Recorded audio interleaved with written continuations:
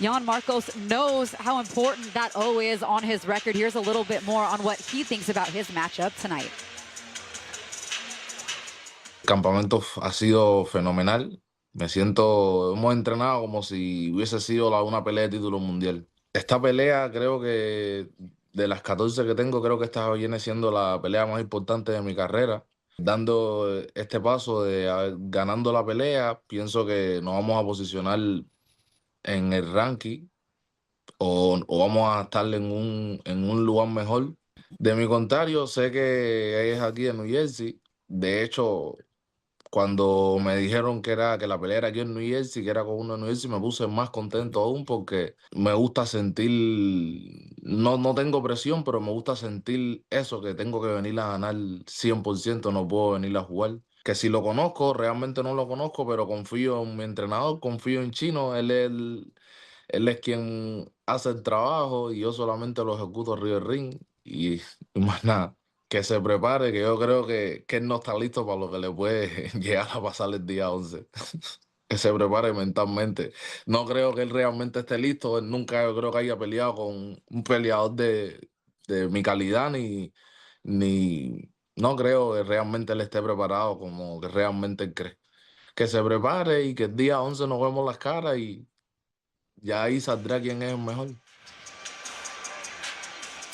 And that's Jan Marcos talking about, training with Chino Rivas. We all know Chino very well. Actually, just saw him on the card in the corner of one of the fights last night. But he says, I don't watch a lot of tape on my opponents. I trust my coach to give me the game plan. But there's no pressure on me to come into this fight 100% confident against DJ Flemings tonight. Well, when you got 300 amateur fights, you don't need you can figure out your opponent right away in the ring. And with DJ, I think that you got two guys who are very explosive, two guys with a lot on the line. This is a really, really good matchup. You saw the confidence that Jan Marcos has, again, coming from that amateur pedigree and that experience. He thinks that he has things that DJ's never seen, that Flemings has not seen. So see if he can execute that. These guys did have a little bit of aggression at the weigh-ins. They got in each other's faces. There was a little bit of jibber-jawing back and forth. So that competitive desire and fire is certainly in these two. Yeah, with Marcos, it's a big moment in his career. He's had a lot of big moments in the amateurs.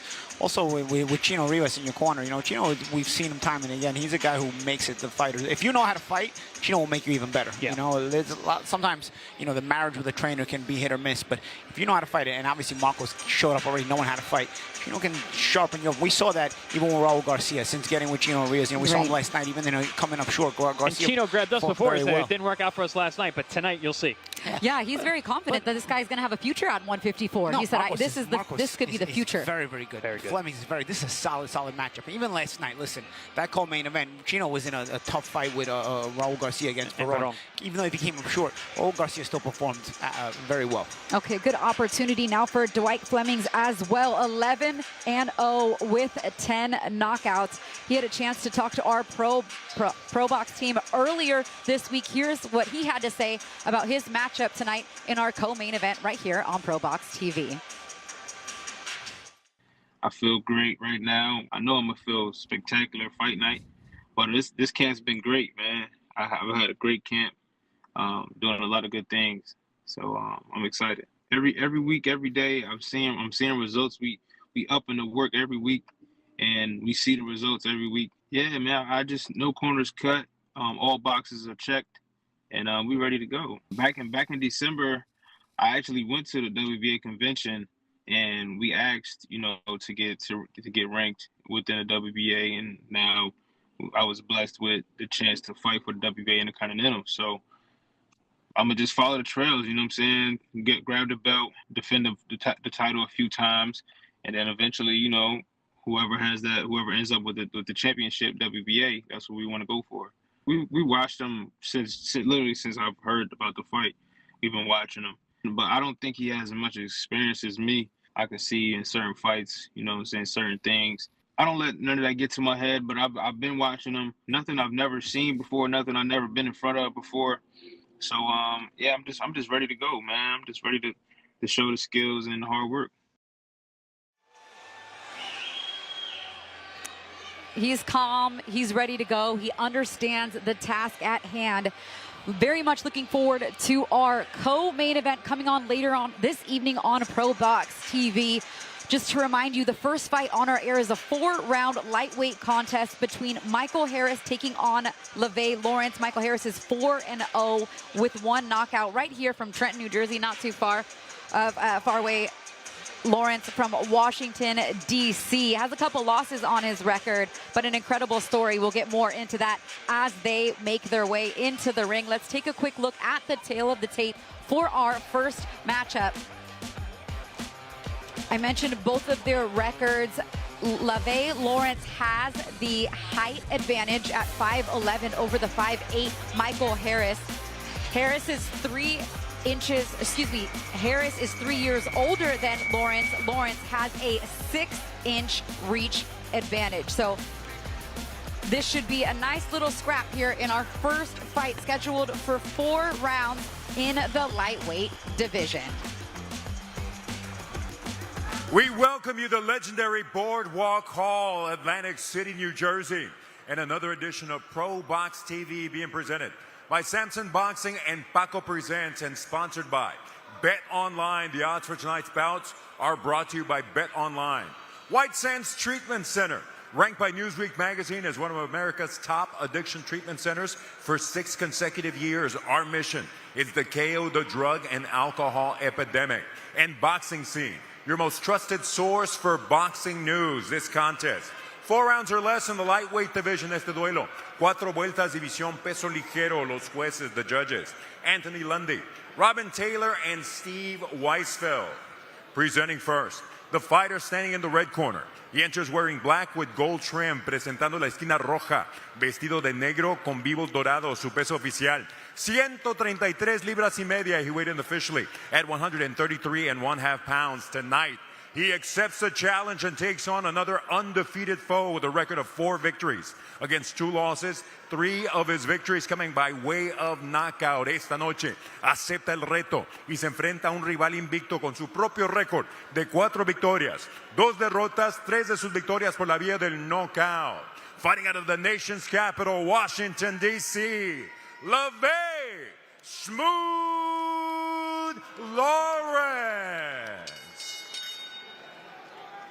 His counterpart in the blue corner, wearing black with red and white trim. Su oponente en la esquina azul, vestido de negro con blanco y rojo. Su peso oficial, 134 libras y 3 cuartos. His official weight, 134.75 pounds. Tonight, he enters professional boxing's newest proving ground, the ProBox TV ring, and puts his undefeated record on the line, consisting of 4 victories.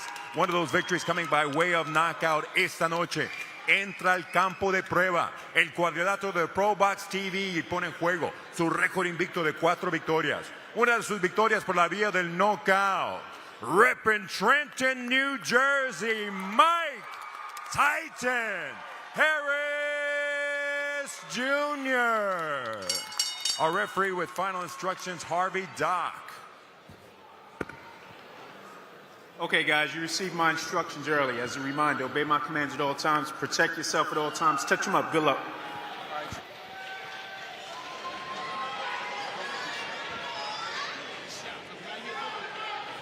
All right, here we go. Our first bout of the night. Christina Poncher, Chris Algieri, and Paulie Malignaggi here with you. A 4-rounder taking place in the lightweight division. Michael Harris in the black trunks with red trim. LeVay Lawrence in the black trunks with gold trim. This is a sneaky good fight, but hearing about both of these fighters and this matchup right away. Wow. Nice hook off that jab. Oof. Came out with a nice jab, get the hook going. Landed the first jab he threw, too. Yeah, and again, a southpaw jab isn't always something you see him, but I would say Lawrence has really educated right hand. Yeah. You know, not just with the jab, but also the way he flicks it into a right hook. This is control as well. Except the undefeated Harris will have to think his way through this one. Good right hand to the body for Harris on the southpaw. Lawrence. Yeah, Lawrence, if you go by the records, more of the puncher between the two. Only 1 stoppage win for Harris. Nice combination there for Harris. 3 of Lawrence's 4 wins by way of knockout. Exactly. And he's been stopped as well. He has been stopped one time, yes. And that was actually one where the corner decided to stop it. I was talking to Smalls, Kevin Smalls, excuse me, who manages Lawrence, and he was just saying that the fighter actually went to the hospital the day before. And he tried to give it a go and then just couldn't. Yeah. So it's counted as a knockout, but he just told the corner, you know what? Yeah. Maybe he should have pulled out of this that fight. one. Yeah. That was against Harold McQueen. He said he needed the money. Yes, exactly right. It was in BKB where I work. He said, you know, the manager even asked him, like, well, what happened? Why were you in the hospital? He's like, I don't know. I left so I can make it to the fight. Oh, boy. I didn't even get the... Those are the stories you don't hear so much about, but... Vomiting everything and still having to make it. When he can fight, you can see he's a good sense of range control, even against a good fighter, a quality fighter like Harris. They're having to think their way through this round. Harris was a silver medalist at the 2018 Golden Gloves in New Jersey, fought at the 132-pound division. And even though, guys, he's only had 4 professional fights for Harris, this is his 3rd southpaw opponent. Wow. 3 of his first 4 pro opponents have been southpaws. That's how my career started, too. Really? Yeah. 3 of my first 5 opponents were southpaw. Let's have something in common. I had 2 out of 4. Yeah. When you don't have a big promotion taking care of you. Almost a little clash of heads there.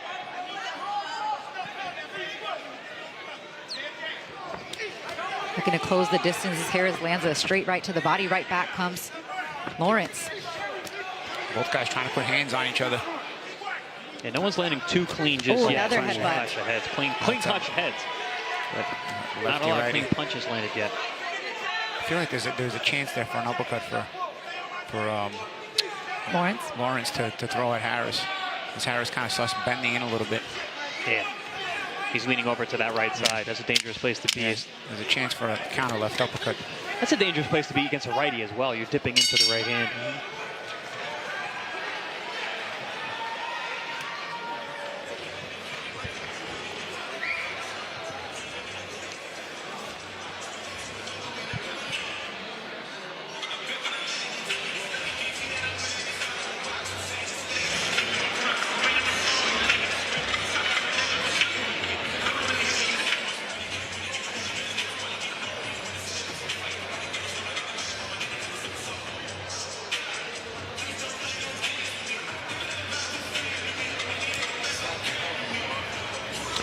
Let's take a look at some of the replays from the first round, which included some good back and forth action, but also a couple clashes of the heads as well. Yeah, this was right in the beginning of the round. Lawrence came out with a nice educated right hand, hooking off that jab, but also we had some clean headbutts. Yeah, good thing don't cut. More clean headbutts than clean punches landed in round 1, but you're going to get that when you have an orthodox versus southpaw in a short fight. Harris, despite a 4-2 record, you see with feints. Lawrence, exactly. That has the subtleties. And Harris trying to put that pressure, but Lawrence with the subtleties in there. Doubling up on the jab there. And the way he throws it too, he throws it in a way where he sometimes he flicks it out harder, but sometimes he flicks it out in a way where he's stepping back, so he's looking to set you up for a counter, trying to set a trap there. See, like right there, Harris. Ooh, good left hand though lands in that exchange from Harris. Both these guys doing a good job of keeping their heads offline in exchanges. That's why there hasn't been too many clean connections yet. Oh, clash of heads again. And a body shot. Yeah, that was a nice body shot. Landed by Lawrence. But once again, when you're on ProBox TV, you got to look past the numbers. You look at these records, and you're like, you know, Harris is fighting a guy with 2 losses, but guess what? That guy with 2 losses can really fight. Yeah. We find them all here, man. Yeah. Our matchmakers do such a great job. But also, like I said, I've been hearing from multiple people, this is a really good matchup. And thus far, it has been entertaining. I will say, the ring tonight looks a little bigger. Yeah, last night was small. Last night's ring was small. Yeah. It definitely does. Much more of a boxer's ring tonight. Lawrence again trying to put out that jab in different ways. Harris sometimes powers his way through. You can see Harris wants to get in closer. He can put together those punches in bunches. But it's that Lawrence jab that sort of keeps him honest. Lawrence is a nice long jab. He keeps distance. Nice check hook there. Got Harris off balance. He smiles in return. There is a little blood from the nose of Lawrence. Nice hook there from Harris.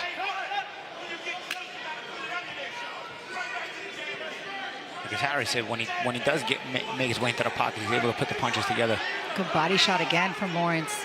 This is a tough matchup for a 4-rounder, man. These guys are both very good. Yeah, tough to score, tough to show separation. Another good hook in such a short period of time. I used to hate 4-rounders when I first started out. Doesn't give you a whole lot of time to think. This is the fourth 4-rounder for Harris. So that Lawrence uppercut there a second ago as well. Lawrence actually in his last fight, albeit in a losing effort, was a 6-rounder. So he has gone the 6-round distance once and now back down to a 4-rounder here versus Harris. Harris, hard charger, man, coming forward, controlling the center of the ring more often than not, is pushing Lawrence.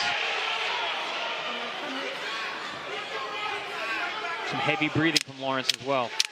These last 2 rounds are really going to show. Good body shots at the bell there from Lawrence.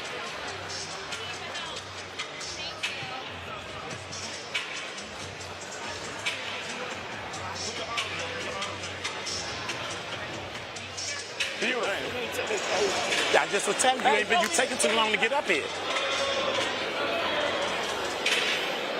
Good work, Shaw. Don't blow it on. Don't blow it on. Good work. Stay on that motherfucker jab. Double jab, left hand. You seeing him now. He slowed down that check.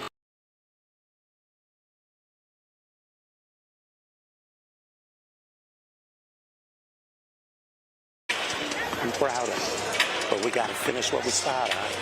Stay together for him. Beautiful. We need some water down your back. Nice calm instruction there for Team Lawrence. Coach likes what he sees. Says to finish what you started. Because he has looked good these first 2 rounds, especially in round 1. Wants him to keep sticking that jab out there. Keep working that jab from that southpaw stance. It's so much longer. He has such a reach advantage, and he can land shots just like that. There's that check hook that the coach was talking about that he loves. And you see a little mouse developing on the outside of the left eye of the undefeated Harris, courtesy of that sweeping right hook. Yeah, sometimes he's walked into a few of them, trying to rush in through the front door. Good judge of range here from Lawrence, taking those little half steps back, but still staying in position. Yeah, and that's what he's looking for. He's looking for those touch jabs, and when he takes that half step back, he's looking for Harris to occupy that space so he can throw the check hook.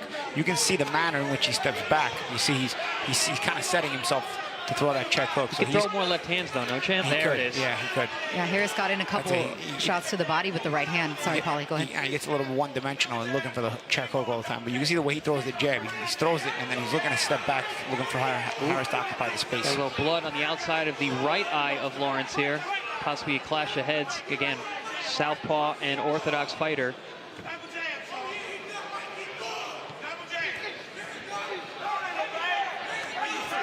Harris has to be careful telegraphing that shot. He's loading up a little too much. Ooh, good body shot with the uppercut off the rear hand from Lawrence there. While stepping back, too. Yeah, well placed.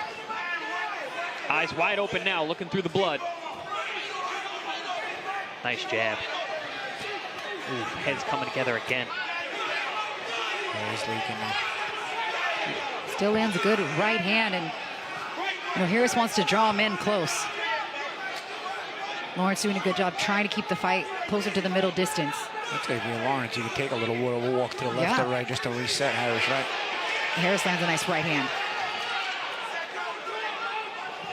Yeah, Lawrence looks like he could benefit from taking a little walk and breather. Because any reset, I feel like, benefits the more athletic Lawrence. While Harris is more of an effort guy. He's got speed, but he likes to put a lot of punches together, so he's looking more for the effort. He looks to be more conditioned, too. Lawrence is breathing out of the mouth quite a bit. He needed a nice reset between rounds, which he did. The coach was very good at calming him down. See, again, Harris throwing all the bunches. Seems like Lawrence is more selective. Good shot there from Harris with the right hand. Lawrence is more selective, while Harris is looking to throw all the bunches. They're trying to be overwhelming. I'll tell you this, man. Lawrence is a tough 3-2 boy. Yeah. 4-2? Yeah. 3-2. 4-2, but 4-2. Yeah, still tough 4-2. It'll be tough whatever else he is after this fight, too. Yeah, really.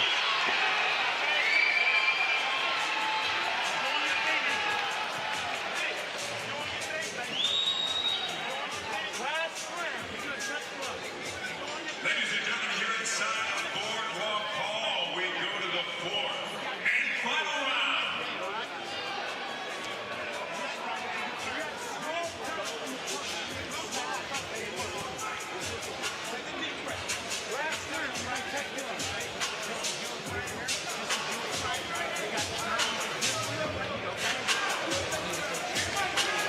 Well, one more round left, just like that, in our 4-round fight. I mean, here's a couple looks at the work in the last round. I'm not sure who you would give that round to. I like the work by Lawrence. I thought that he did a nice job with those check hooks. You know, Harris came forward with a lot of effort and showing good conditioning.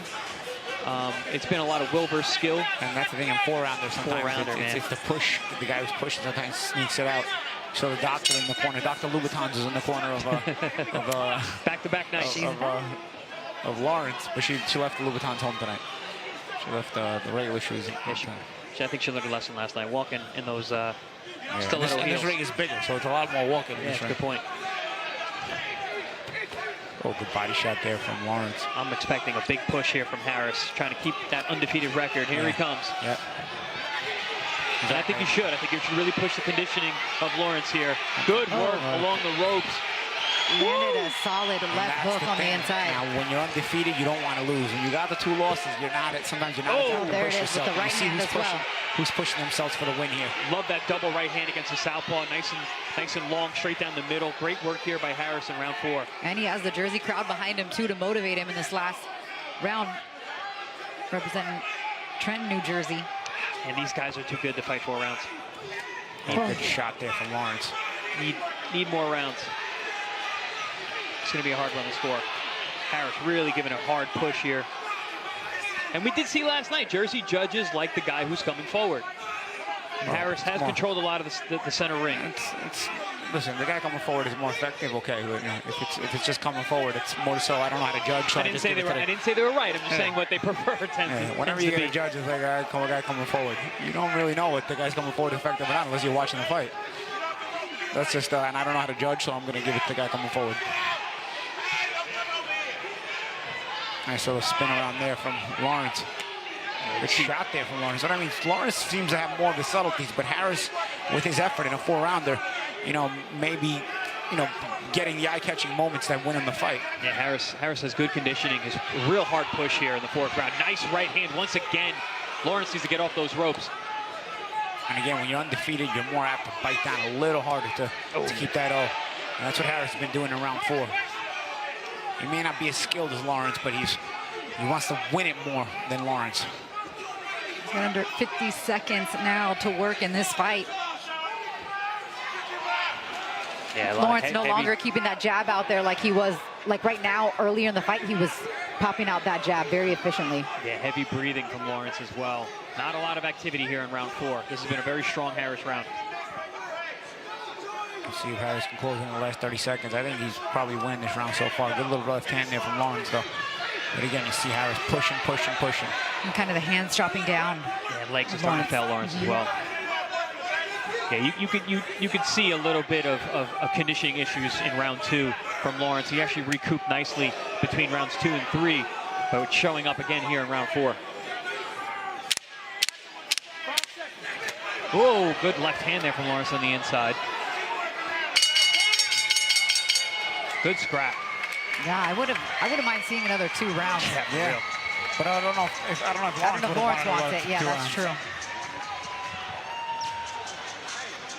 But I do feel like with some more rounds, we get a better sense of separation of who the better fighter is. Because I feel like both of these guys, regardless of what happens, thinks they won the fight. Yeah.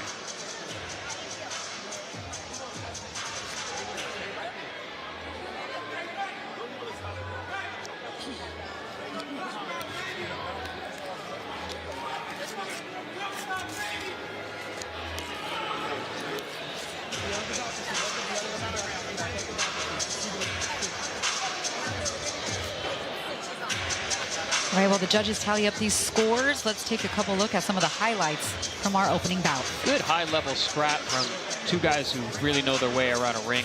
Like you said, Christina, I'd love to see some more of this. You know, good sharp work. Harris, the orthodox undefeated fighter, big strong push in that 4th round. A lot of good savvy work from Lawrence, especially in those early rounds. Good contested, competitive opener here. Harris threw 100 more power punches than did Lawrence, although Lawrence landed at a 33% clip when he did throw power shots. He did throw more jabs, though he has the advantage there. Body shot advantage goes to Harris. So kind of a back and forth. All of this makes sense to me. I'm looking at these numbers, and yeah, I figured that total punches landed 63 to 59. It was going to be pretty even. Lawrence did seem to have the nice, snappy, longer jab, but the body work from Harris, which did pay dividends down the stretch, as we saw the conditioning of Lawrence start to fade a little in round 4. It's nice when the numbers match up with what you see.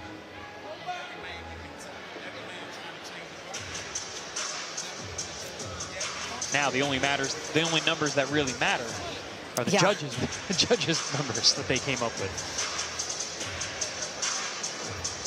You got Michael Harris, who's undefeated as a pro at 4-0. Lave Lawrence 4-2.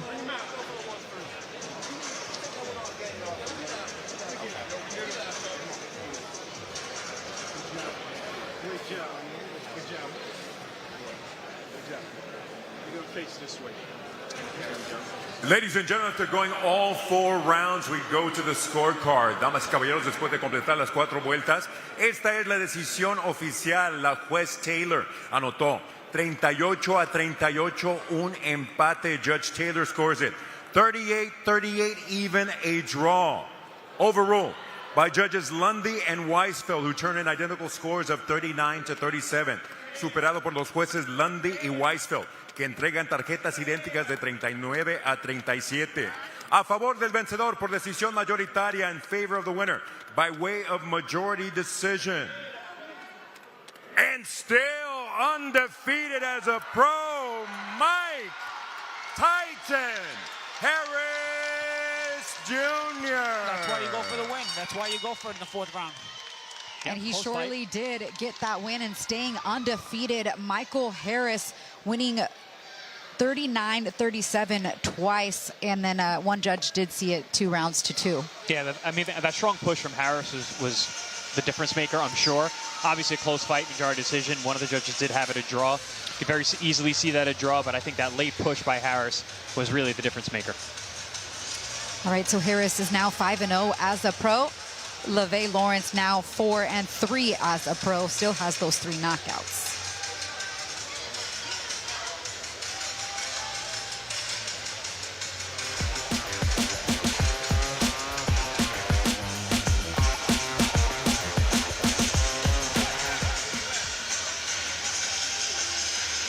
Friday, May 1st, ProBox TV is at Live Casino Hotel Maryland in Hanover with the DMV's best fighters in their toughest tests.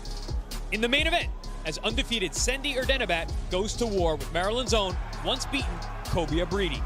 Then, in the co-main event, fan favorite Francois Scarborough Jr. of Maryland will trade bombs with Central American slugger Maxwell Montes.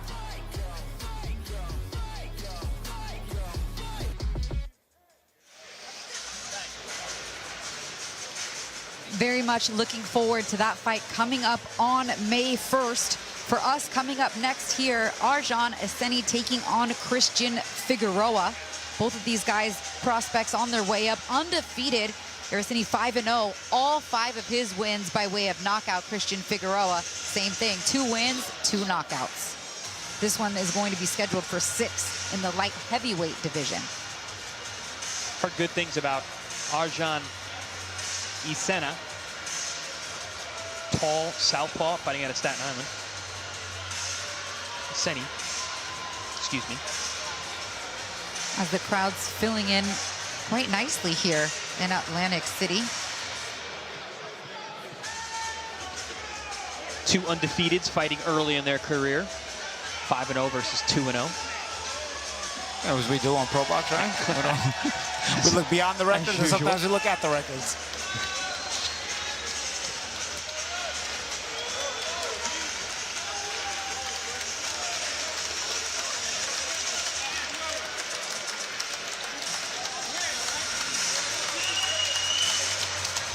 And Iseni's a 5-time USA Boxing National Champion and a 13-time New York State Boxing Champion. He did represent Team USA from 2020 to 2022. So he has the advantage as far as their amateur experience is concerned.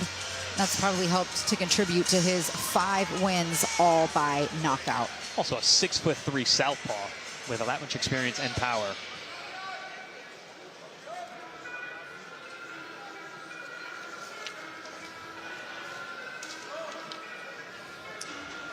Let's take a look at the tail of the tape for this, our second fight of the night on ProBox TV. Chris just mentioned how tall Iseni is, 6'3" light heavyweight versus the 5'11" Figueroa. He only has a 2-inch reach advantage, but the advantage, in my opinion, comes from just the wealth of experience that he has gained as an amateur. Yeah, and then also you got to look at the power department as well. 5-0 with 5 KOs. All right, here is Lupe Contreras. Ladies and gentlemen, we continue with the action here at the legendary Boardwalk Hall. It is another edition of ProBox TV. Being presented to you by Samson Boxing along with Paco Presents and our sponsors. Bet Online. The odds for tonight's bouts are being brought to you by Bet Online. White Sands Treatment Center, ranked by Newsweek magazine as one of America's top addiction treatment centers for 6 consecutive years. Our mission is to KO the drug and alcohol epidemic. And Boxing Scene, the most trusted source for boxing news. This contest, 6 rounds or less in the light heavyweight division. Este duelo, pactado a 6 vueltas, división peso semi completo. Los jueces, the judges, Wayne Hedgepeth, Robin Taylor, and Steve Weisfeld. Now, ladies and gentlemen, 2 undefeated fighters enter the ring, but someone's gonna take an L tonight. Introducing first, the fighter standing in the red corner. He enters wearing black with silver, presentando la esquina roja, vestido de negro con color plateado. Detuvo la báscula a un peso oficial de 175 libras. He tipped the scales at an official 175 pounds. Tonight he puts it all on the line, including his undefeated record of 2 victories. Both of his victories coming by way of KO esta noche. Lo pone todo en juego, incluyendo su récord invicto de 2 victorias. Ambas victorias por la vía del knockout. And he puts Atlantic City on his back. Christian Figueroa. Across the ring in the blue corner, wearing black with pink trim en la esquina azul, vestido de negro con vivos color rosa, su peso oficial 174 libras y media, his official weight 174 1/2 pounds. Tonight, this top amateur looks to continue his success as a pro, as an undefeated professional with 5 victories, all 5 victories coming by way of knockout esta noche. Este amateur sobresaliente busca continuar su éxito con un récord invicto de 5 victorias. Todas sus 5 victorias por la vía del cloroformo. From Staten Island, New York, Arjan Iseni. Our referee, Harvey Dock.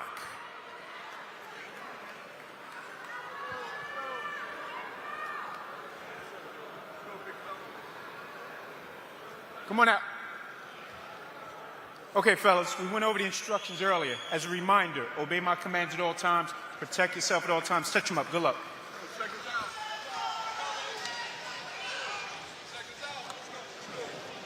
Always good to see Harvey Dock entering, one of the best referees in the game. Today, Christina Poncha, Chris Algieri, and Paulie Malignaggi here with you from the Boardwalk Hall in Atlantic City, our second bout of the night. And again, you see a matchup between the Orthodox and Southpaw fighter. I mentioned how we have 2 undefeated fighters seeing each other this early in their career. Also, neither one of these guys has ever seen the distance in a fight. Both 100% KO rating. And I noticed during the introductions, both have good support. You know, yes. Figueroa is obviously from southern New Jersey, so more local. Iseni, having Albanian roots, they always support as well. So Staten Island's not that far either, so yeah. that's where he's from. You see he's got the cops and kids coaches in the corner there. Iseni in the black trunks with the pink trim, Figueroa in the black and silver, the red gloves. Iseni the southpaw. A matter of controlling distance here. Both guys trying to gauge that distance, trying to play chess right now here in this first round feel-out process.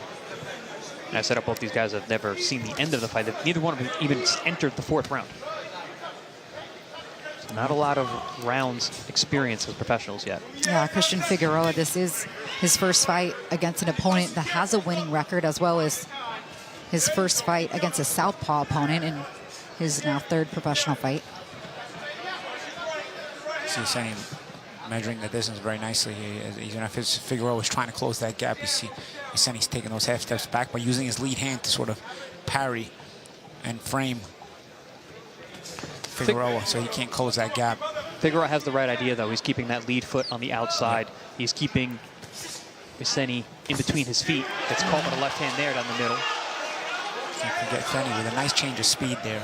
So it looks like he's floating, and then all of a sudden changes that speed with good hand speed. Good left hook landed by Figueroa. Yeah, already made a little red mark there on the cheek of Iseni. Yeah, and Iseni hit his gloves together after he got hit. I think Figueroa's also got the right idea. When he's jabbing going to the left so that he can hopefully for himself create a new punching angle.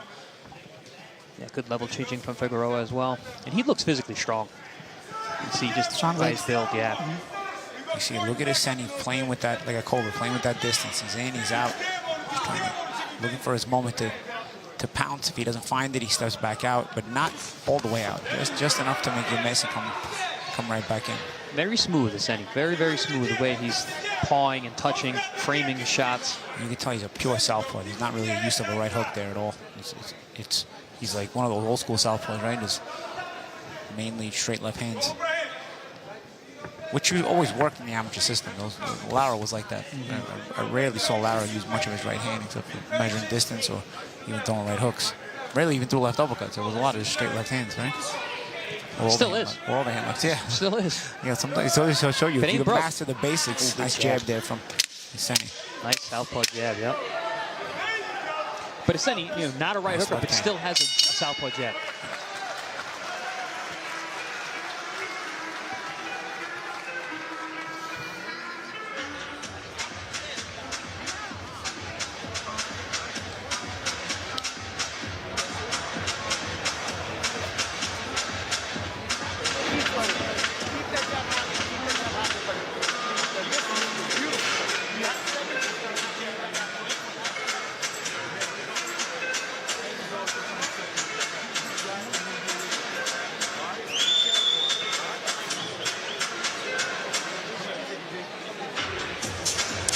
Good first round. This one scheduled for 6.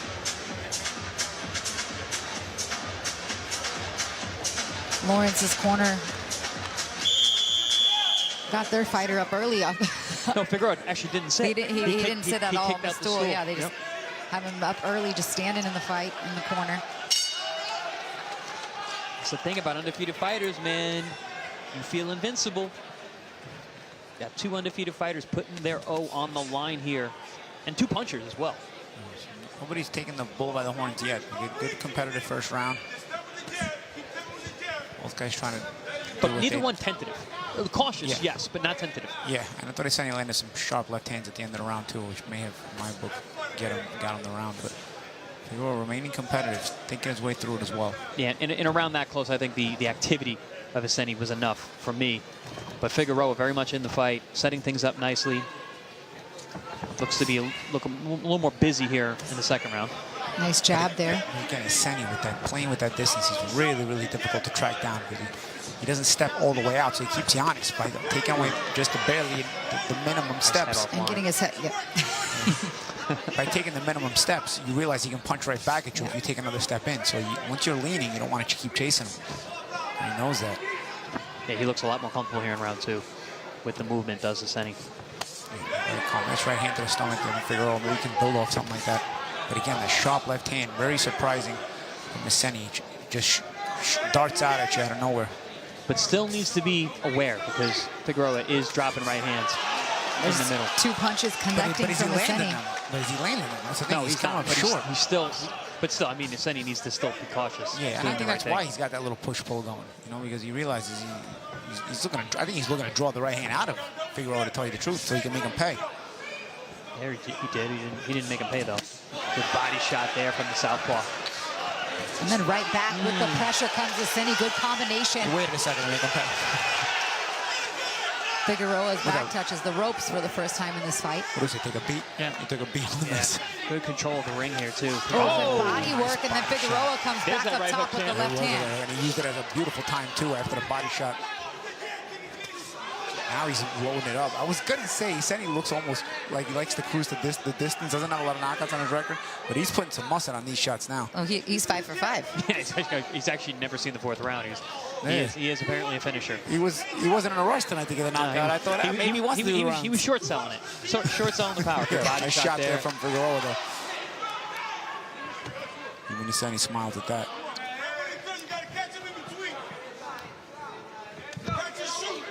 See, the Figueroa's corner's telling him you got to catch Iseni in between. But the problem with that is Iseni feints, so you don't know what to punch in between of what. Sometimes if you buy in the feint, then you put yourself out of position by trying to throw. There you go. He timed it pretty decent right there. Good right hand to the temple. That's what you got to time. You got to punch in between. But the thing with Iseni is it's like a cobra with that in and out. So nice shot. Try to put everything on that left hand there. Nice work from Iseni there in round 2. Yeah.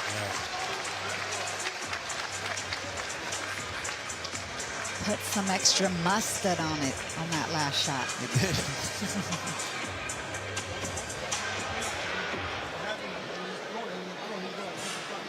Yeah, Iseni using that nice in and out, up and down, 3D offense there, changing levels.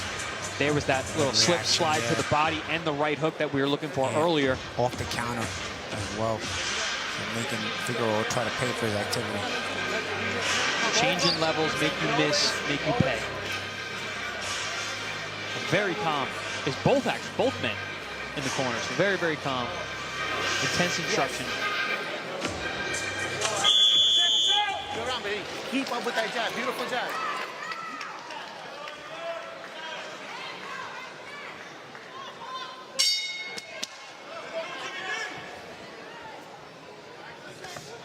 All right, round 3 of the scheduled 6-rounder. Chris, if you're in Figueroa's corner, what are you telling your guy? I actually like what they were saying, punch with him. Yeah. But as the champ said, the feints are there. So what? You feint. Feint the feiner. Feint the feint out. Try and get that first move out of Iseni because he is looking to move and counter. But you also got to throw that right hand, get your head offline. Yeah, this is a good point, Jim. Figueroa feinting back at Iseni. Could be something vital. Just barely clipped him with the right hand there, did Iseni, even moving back. That's the thing. Figueroa is not being deceptive with his offense. And the more frustrated you get, you just want to rush in, right? And so Iseni can play on that frustration. Ooh, good overhand shot there. Finds a hole in the defense as Figueroa went back with an inactive guard. There's a feint there from Figueroa. And a smile in return from Iseni. Iseni comfortable at this distance. He likes, again, this is where he gets really comfortable. You got to take him out of this rhythm if you're his opponent. In this little rhythm here, he's going to pick you apart. There it is with that nice jab. Nice penetrating jab there. Obviously, with Figueroa, this is only his 3rd professional fight, right? You got to learn how to sense some of these things across from your opponent, how to break his rhythm, like you said, using some of those feints, timing him a little bit better. He hasn't given really anything that he's had to respect so far as with the right hand. Yeah, no, he looks a little befuddled, and he's running into shots. Like he's just trying harder, not smarter. And Iseni is just too smooth right now. Yeah, it actually plays into Iseni's traps. If you try to break that distance with effort. See, Iseni tries to create new punching angles off of that rhythm, too. In and out, slip and slide from left to right as well. Iseni is really good at shutting down offense, man. He's just steps out ever so effortlessly. Look at that. Beautiful. And he's only had 5 professional fights. Yeah, it's the amateur background. Yeah, never breaks position either. All that slipping and sliding, and continue, never had to take a step back. Good body shot. And when you don't take steps back, the next time you can counter. Right back with the 1-2 after he delivered the left to the body. Then comes over the top with the left hand. Action heating up now as he backs up Figueroa into the corner. Blood coming from the nose of Figueroa. Again with the left hand. Can't miss with the left hand. Iseni senses it. He's up in the ante. Figueroa trying a big right hand, coming up short. Yeah, now you see why he's got 5 KOs. He's sitting down on these punches now, throwing heavy hands both sides. I can say they have a lot of national titles, right, in the amateurs as well. So he's a 5-time national champion, 13-time New York State champ.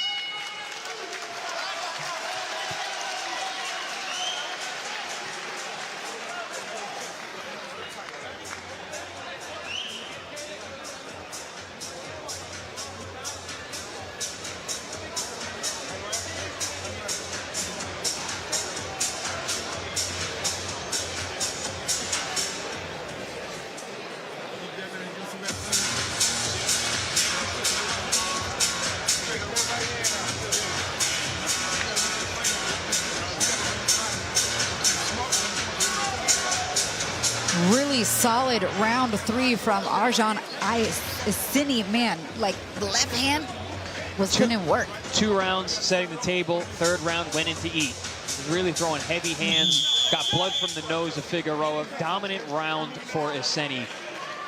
Figueroa hanging in there tough, but ate some heavy shots.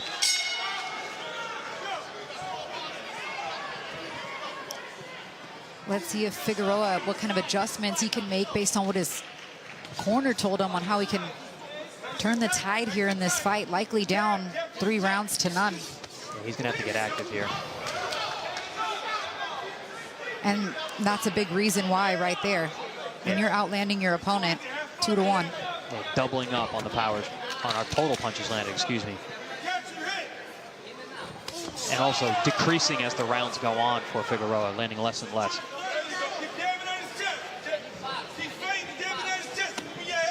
Yeah, more and more Figueroa. You see the feet. He's getting more and more stuck in the mud, dealing with the fluidity of Iseni on the outside. also Figueroa only a 3rd fight in a 6th rounder as well. Yeah, good point. So it's a 6th rounder. It's a very good opponent, and only a 3rd pro fight. Yeah, this is the first time that Iseni has gone to round 4. Both of them actually in his career. Same thing for Figueroa. First round 4 of their pro careers. You would have expected it, right? 2 undefeated guys are going head-to-head. Yeah. And Figueroa is the goods, man. He can fight. He's solid. Yeah, Iseni has a little extra gear. He's just doing everything a little bit better. Yeah, it's the extra gears thing. Catches Iseni going straight back there. Because Iseni a little lax going straight back. Kept up high. Didn't change levels as he took too many steps backwards.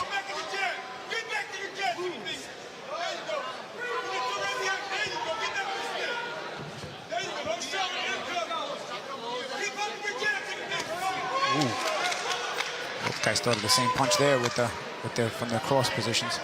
You know, Figueroa had success with that right hand when he started with the jab. That one he just led with it. That's why he missed. There it is again. Just leading with the right hand. Iseni with that constant movement, very difficult to hone in. And sometimes you know what it is with a southpaw. You're told, you know, the right hand lands on southpaw. Sometimes I guess he needs to try something big there. Oh, watch the clash of heads there.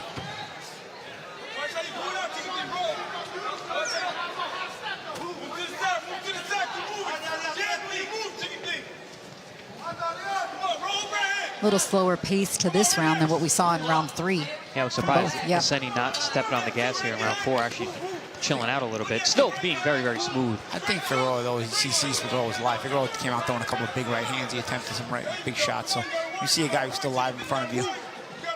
Probably best to, if you're a technical guy, cook him a little more. And that's what Iseni's trying to do here. Nice to see, though, from a guy like Iseni. You're 5-0, 5 KOs, you got 100% knockout, but you're not going for it too much. Yeah. You know, that shows good maturity. And you're seeing what kind of guy you got in front of you, what he's got left. Oh, body shot.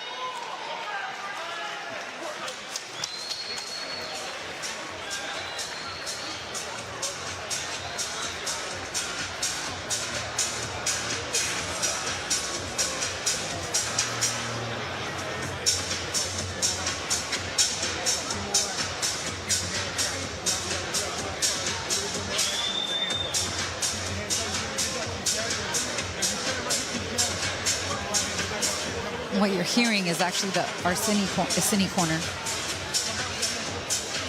Wanting more 2s and 3s. That was one of those good body shots landed in that last round. There was one right at the end of the round. That one looked like it straight a little bit low. Yeah, that was the shot. Figueroa, man, he's tough. He's eating some good shots from apparently a good puncher. and has been undeterred.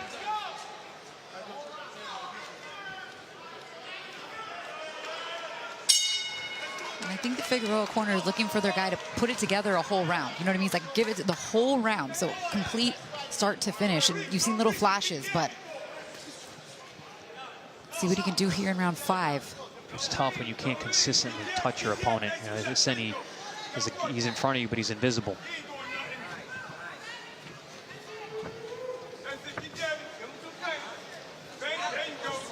There's one of the feints you were calling for, Paulie. Yep. You can always feint with the feinter, jab with the jabber. Yep. That's Just exactly what his corner told him. Just don't hook with the hooker.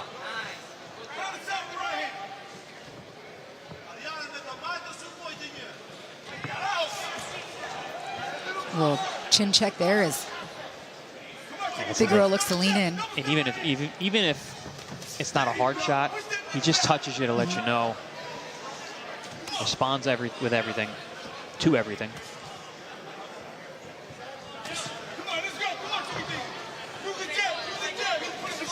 Yeah, the corner of Iseni seemed like they wanted to step it up a little bit here. There's a good right hand from Figueroa. It was actually on the glove, but yeah, there was some flack to the shot. Iseni got the glove up mostly, but oh, there's that body shot again. It's a little bit low. If he gets that a little bit higher, that touches the liver. That's a big difference. And Figueroa also got off a right hand at the same time. It just didn't have the same effect. Yeah, it just slid off the side of Iseni there. Got a little closer though, but again, close is not enough here as Figueroa needs something big. Figueroa is still throwing hard shots though. And he's looking for it. Yeah. And he's got the winning mentality. He's undefeated. Good right hand there by Figueroa. Got his head offline right down the middle. Figueroa's corner just come forward, come forward. Yeah, Figueroa's going for it. And he needs to. I think, you know, he's down on my scorecard. Down big. A minute left, yep. He needs a KO on my card.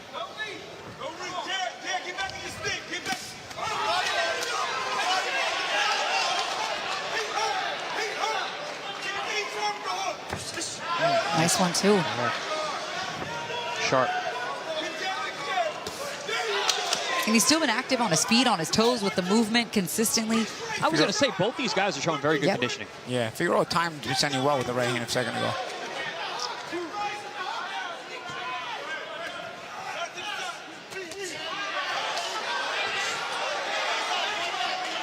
Regardless of how this fight ends up, I see a lot of potential in Figueroa. Yeah, he's scrappy. Yeah. Not as polished as Iseni. You can see clearly there's a bit of a level up for Iseni, but Figueroa is scrappy. A lot he can benefit from and improve on with that mentality. The right hand by Figueroa again at the bow. Corner of Figueroa was happy with that, especially how that round ended, landing that good right hand.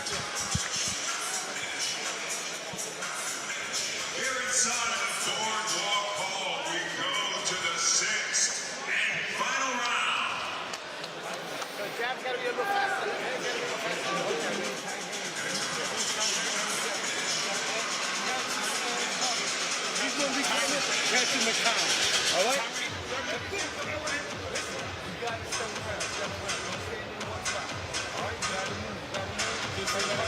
This is the last round. This is the last round. We got to turn up this round, okay? Come on, it's over with. 3 minutes, he's a champ. Interesting also to think about. Figueroa had a nice pop when he came into the ring today, obviously with some local attention, but Iseni doing a really good job of keeping the crowd out of it. Now the crowd gets loud, trying to push their man on. Both fighters getting some valuable rounds in their young pro careers. Yeah, your rounds they hadn't seen before. Yes.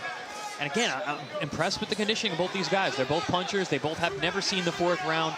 We're in round 6. Both guys still look sharp, still throwing hard shots. Yeah, still looking for the chance to win the fight.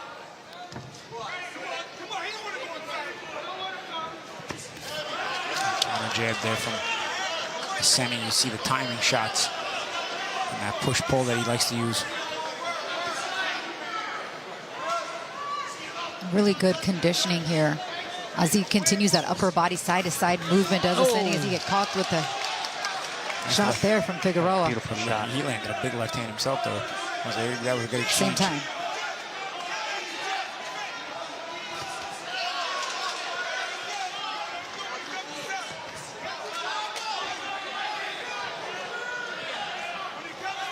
This is going to be a big learning experience for Figueroa. You know, he's in there. He doesn't look like his will's broken. He's still trying to win. He's still going for it. He's just, like you said, he's just in with a guy who's just a little bit better than him tonight. Maybe a lot of bit better than him. And with Iseni, you know, if he can stay busy, your busy schedule, this is a kid with some potential. Yeah, I agree. The following, big time. Good boxing, sharp decision economical. maker. Yeah. A real pro. Pretty good engine so far as compared to what we saw in a 4-rounder in our last fight. Yeah, here he is, 6 rounds, still throwing the same amount of punches. Also, he has not stopped moving. Perpetual motion. On his toes. But it's a movement with controlled Control. energy, though. Yeah, I agree. It's not really energy burning.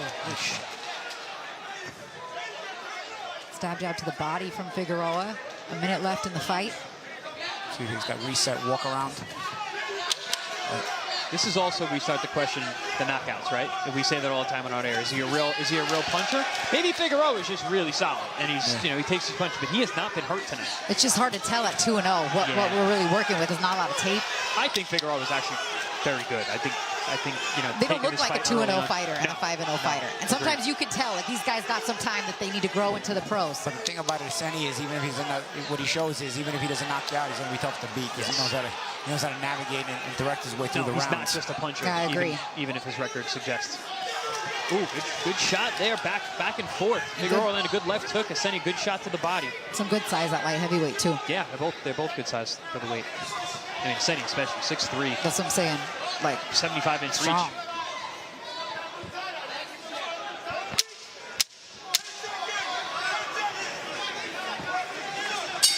Oh, of course. As they touch him up at the end of the fight, and good scrap here for a second fight on ProBox TV. Arjan Iseni, I look forward to seeing him again. You know what? I'd like to see Figueroa again in ProBox I think as well. Figueroa is going to grow tremendously versus getting another 1 or 2 round knockout.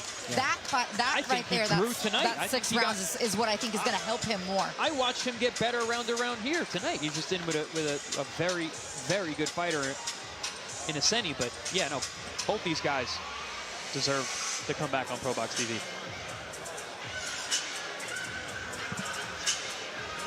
Our matchmakers once again doing a great job. The 2 fighters that you don't have a lot of tape on, matching them up and making a good fight. It's a skill. And we got to see the sublime skill of Iseni, man. Beautiful work in and out. Offense and defense seamlessly switching between the two. Utilizing every weapon in the book from that southpaw stance. But Figueroa stayed in the fight. Will was never broken. Was being outskilled, but was still trying to win up until the final bell. Looking for those right hands, looking for those power shots. Willing to put it all on the line to not give up that O. But I believe once the judges give us our scorecard, that Iseni is going to remain undefeated.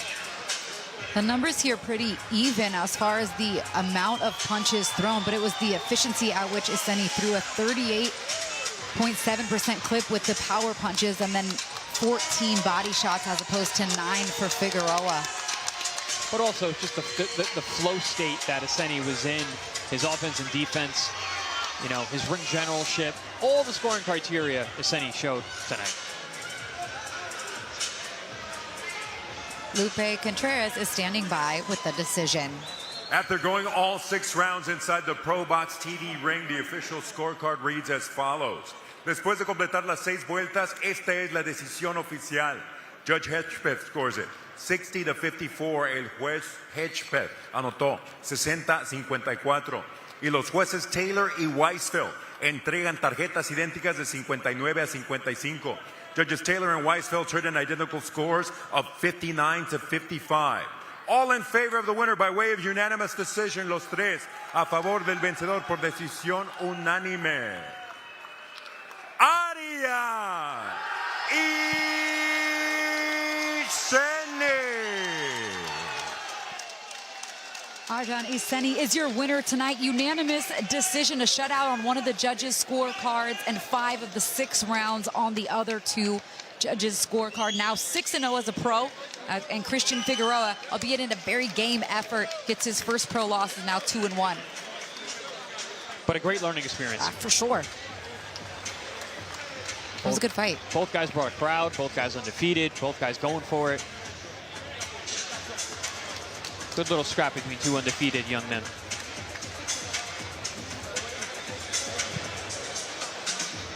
And again, I want to see both for different reasons. I think I want to see the progression of Figueroa, and I want to see Iseni, man. He's like you said, champ. If he can be busy, he can ascend very quickly. Yeah, you got to keep a busy schedule for this kid. But also, he's a sharp fighter, so busy schedule benefits guys like that. Also, doesn't take much damage either, so you can keep him busy. All right, coming up next, Hayden Martinez Murillo versus Dion Butt in the super lightweight contest scheduled for 10 rounds in the first fight on our Contender Series portion of ProBox TV.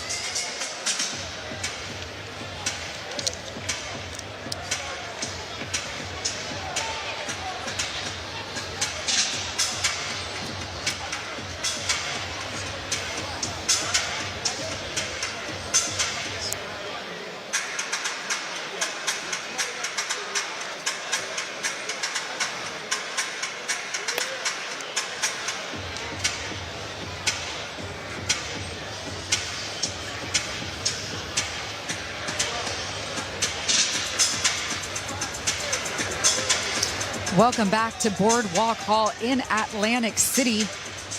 And earlier today across the globe in Tokyo, Japan, there was a great fight between Agatsugi and Calderon and Tatsuma Agatsugi, yeah. It was a fight that was a very close fight. We had the chance to call that fight. You guys can tune in for some bonus coverage to that fight on ProBox TV's YouTube in both English and Spanish following our telecast here tonight from Atlantic City. Yeah, stay on the broadcast on the YouTube channel. You hear us call that fight. It was earlier today. Akatsugi, you've seen on ProBox TV before. Very crafty young fighter. And Calderon is the good, too. Is a rough, rugged Mexican fighter that has had a good experiences in Japan and was known in Japan, you know, had always given tough fights in Japan. And actually, probably maybe more well known in Japan than Katsuma, right? Because Katsuma, that was his first fight in Japan after having been in the U.S. for a while. The irony. But yeah, if you are fight freaks like us and just can't get enough boxing, definitely stick around after our main event for that one. Akatsugi versus Calderon Cervantes at the end of the night on ProBox TV's YouTube in both English and Spanish. In the ring now is Hayden Martinez Murillo taking on Dion Butt. Dion.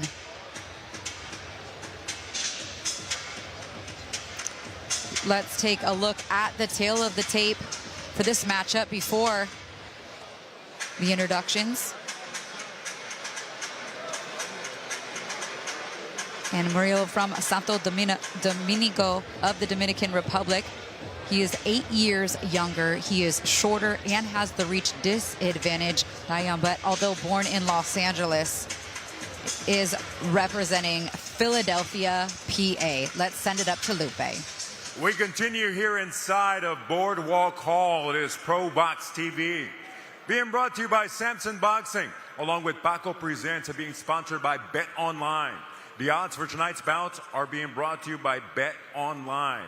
White Sands Treatment Center, ranked by Newsweek magazine as one of America's top addiction treatment centers for 6 consecutive years. Our mission is to KO the drug and alcohol epidemic and boxing scene. The most trusted source for boxing news. This contest 10 rounds in the super lightweight division. Este encuentro, 10 vueltas, división peso super ligero. Los jueces, the judges, Wayne Hedgepeth, Anthony Lundy, and Robin Taylor. Introducing first, the fighter in the red corner. He enters wearing white with brown trim, presentando la esquina roja, vestido de blanco con vivos color café.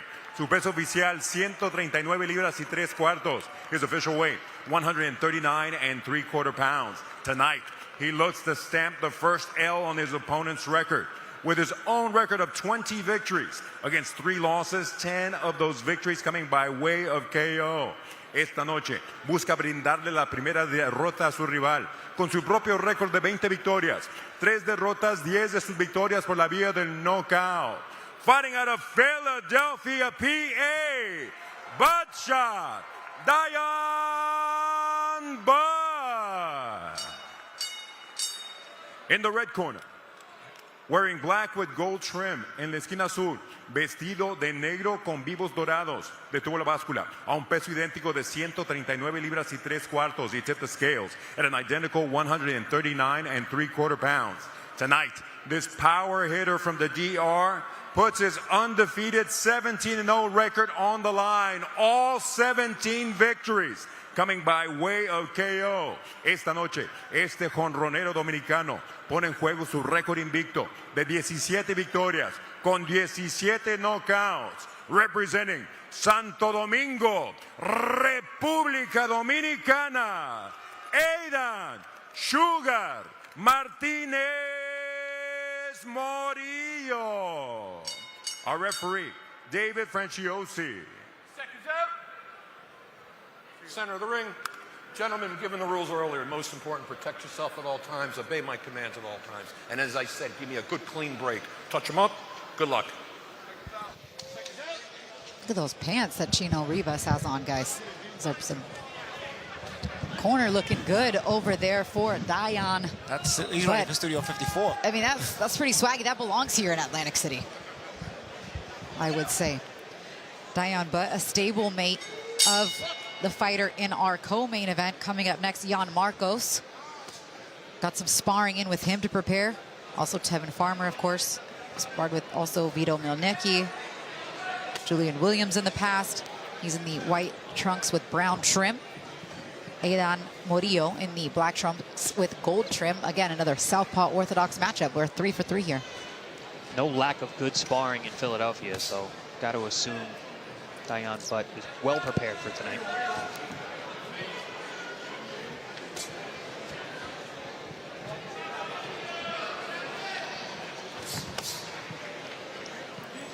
Question is about Murillo. How real is that record? 17-0, 17 KOs, Yep. all of his fights in the Dominican Republic. This is his first time fighting in the States. Yeah, and the only time he heard the final bell was a fight that was a 10-round majority decision loss, but the result was changed to a no contest as a result of irregularities in refereeing and a late substitution of one of the judges. How many times have you heard that? That sounds sus. And it was in his country? Yes. That's we'll just wipe that one off your record type of thing. Which is why he is Undefeated. Oh, That's like, don't worry, cause we got you. Yes. Over here. We'll politic a little just bit. sweep that one under the rug. No big deal. But he has a stance here where, you know, he positions himself well. He knows how to. He listen. From what I'm seeing here, he knows how to fight. He's not making dumb decisions, but trying to press him, cutting out the ring nicely here. Good little tactical match developing. Yeah, he's also not just guns away. He's setting up the left hand down the middle that keeps splitting the guard with. Not panicking with the mental pressure, but he's putting on. Good feints as well. Very subtle.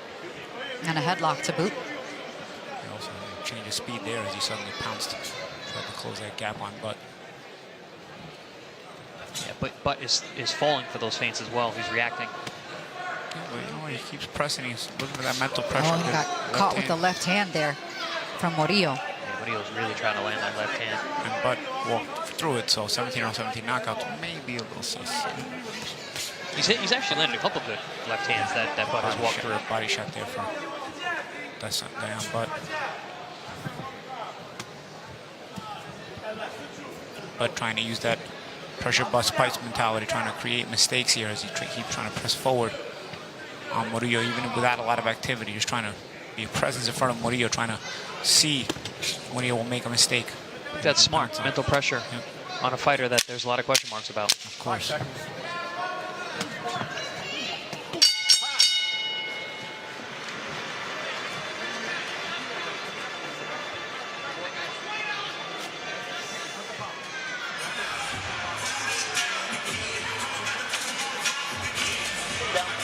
So you're throwing the right and the jab, but you'll be out of position. When you feint, walk it in. Feint, walk in, okay? Now remember how we're working with leaning over and bringing over with the right? We'll start working with that. Off the feint. Beautiful work. Okay, excellent. Don't forget. We're not gonna hair hunt. We got 10 rounds. Right? Touch the body, make sure you hold. Once in a while, jab, As we take a look back at some of the action from round 1. Most of the action Actually, was we're one-way gonna traffic. stay in the corner for a second here. Mostly coming from that corner right there. I like that Chino Rivas just asked his charge, does he have power? Do you feel his power? And Butt said, yeah, I do. So, okay, then stay sharp. Stay off that jab. Yep. Genuine response from Butt. It's good to see. A lot of times fighters are delusional, like to lie to themselves and their coaches. We talked about Murillo and those 17 knockouts and 17 wins. I will say his first 9 knockouts did come against fighters that had non-winning records, but his last 5 have come against opponents with winning records. So take that for what it is. But a good amount of those knockouts came against lopsided opposition. Which a lot of times fighters do go down to the DR to build their record, pad their record, as they say. His entire career has been down there, so. Just speaking the facts. He's not a bad fighter, though. We'll see how good he is, but he's not. You can see. No, he definitely knows how to fight, but can he really punch? That's always been our question. No, I would dare say no. Yeah, but reactive. He's twitchy. He's not all over the place as Butt puts his mental pressure on him. He's thinking with Butt. We will see, though, because a lot of times with guys with these knockout records, they don't see a lot of rounds. And a lot can happen in a 10-round fight. Yeah, true. Yeah, all of Butt's knockouts, or excuse me, Murillo's knockouts have come inside 4 rounds or less, guys. That's it. He's never been past 4 rounds. I want to give respect, Butt, about he didn't try to church up his name. Remember in Joe you haven't told the story yet on the air, Paulie. Remember in Joe Dirty trying to Dirty? Well, I thought his name was Boot. Trying to say Dirty, and the guy in the movie said, "Don't church it up, boy. Your name is Dirt." So you know what? You tried to call him Boot, right? And he said, "No, it's Butt." You said, "No." In fact, it's what led him to be a fighter, right, Paulie? Yeah. He said, when you got a last name like mine, you're going to get made fun of, and you better learn how to fight. So we started boxing at 16 years old. Here, he did. He knows how to fight. About 25, 30 amateur fights, he told us. Very similar to me. I started boxing at 16, first amateur fight at 17. He said the same thing yesterday. He said he had his first amateur fight at 17 after starting at 16. A little check hook there from Murillo. But do you have a degree from Temple University like Mr. Butt does? Nope. Can't say I do. You got a degree in boxing.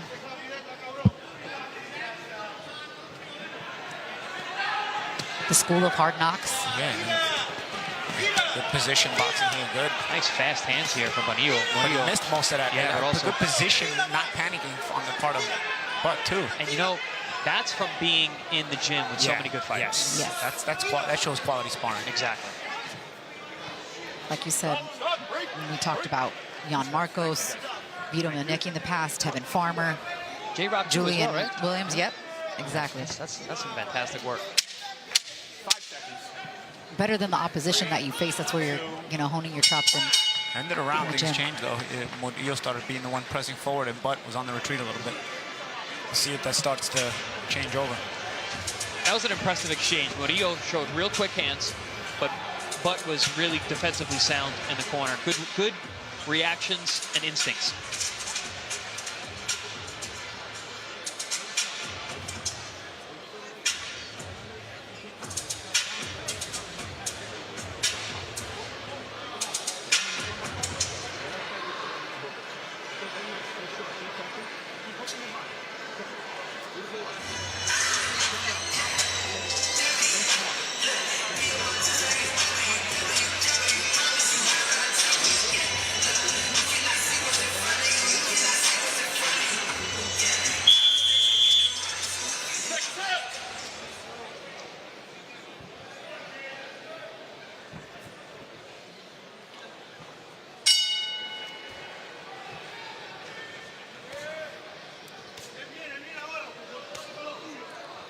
Round 3, the first 2 rounds.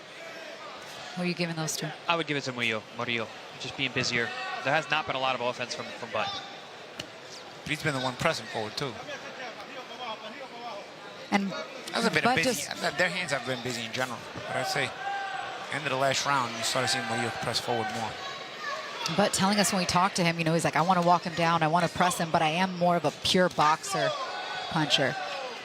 But I think he felt that power kind of early, like he admitted to his corner. And he even said, everyone's got a game plan until they get hit in the mouth. Like, he said that twice But he on made, the call he we made talked a to good him. adjustment in the second round. He got hit far less in the second round than he did in the first. He's just got to get some of his own. Yeah, now let's see if he can get some of his offense going here. Now, this is a 10-rounder. You do have time, but you don't want to give away too many early rounds.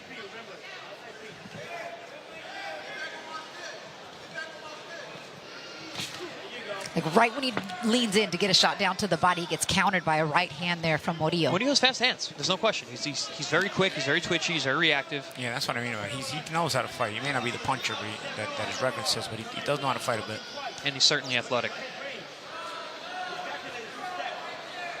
Just that change of speed we saw in the first round. Thing is, who's going to go grab the bull by the horns here? Nobody's making a move to try to go win the fight. So far, it's been very tactical.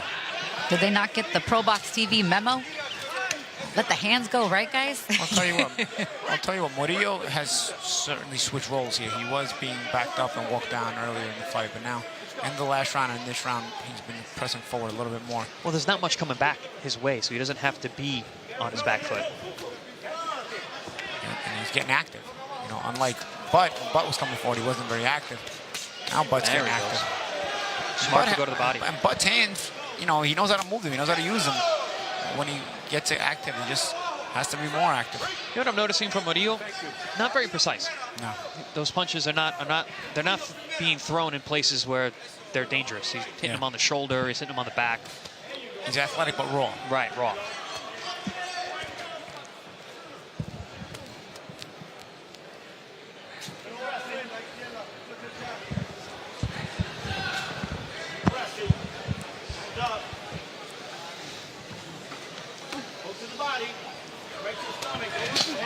See, right when he tries to land any sort of offense, he just gets countered by Murillo. Mayweather's jab, only he only glove didn't touch the ground. Yeah.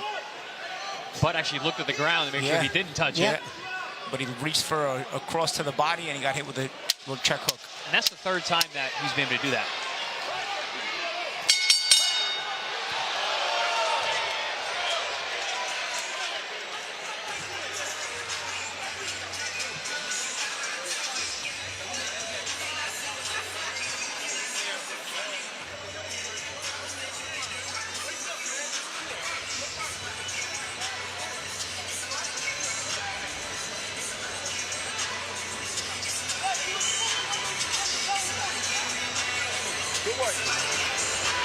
Stay touching. Don't get off the body, por favor. Okay? Stay touching. And do not... A little shot after the bell there by Murillo on the break, which got him a mouthful from referee David Franciosi. But here's a look at the right hand that almost dropped Butt. Yeah, it was a nice little check hook as Butt tried to go down to the body. And this is the bell, a little shot after the bell here. There's a couple shots. Butt didn't like it. That was right after the bell. It's pretty late, actually. The bell had It was pretty late.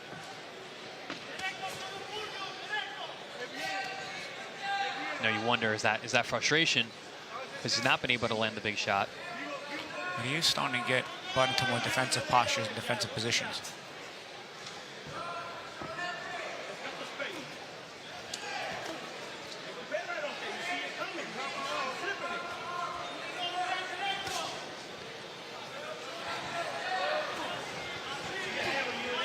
Strong jab there, 3 strong jabs for Murillo. I'm going to cut off the ring. Yeah, closing in right now. there. To land that left hand. Right back with a counter right hand comes Butt. Ooh, But trying to get out of there. I like how he varies up that left hand. Goes it straight, sweeps, goes it over the top. Butt got a hold of Murillo there. Oh, nice straight right hand for Butt, right down the middle against the southpaw. And then right back through the guard. Left hand lands for Murillo. Good body shot. I would like to see some body work from Murillo. Very head hunting now. Nice jab. Strong. Good rhythm here for Murillo in round 4. Good jab there from Murillo. You look to change level on it there, champ. Murillo's starting to get closer and more confident as he closes the gap. Yeah, You can tell with his body language. You're starting to see Butt is starting to fray.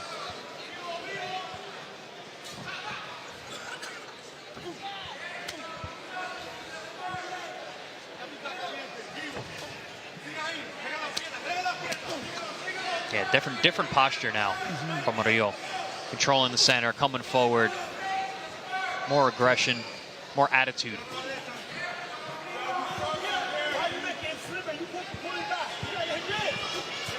And Butt's posture, not the same. Yeah, he looks all stuck in the mud. Yeah. Just right through the guard even for Murillo. With Murillo's the straight just left missing hand. with some of those shots. Right hook there.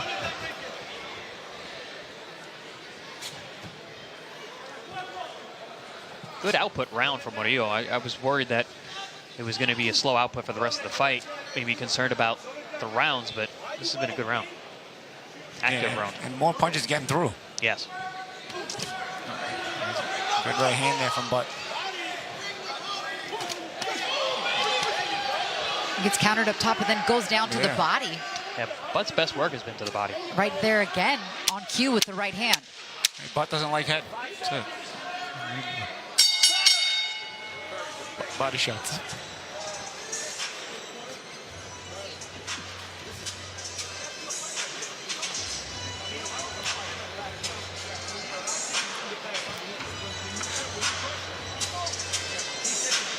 Nice active round for both guys. That was the best round of the fight for Murillo, but also the best round of the fight for Butt. I still had Murillo winning the round, but Butt landed some good shots. He landed some right hands upstairs, some good body work.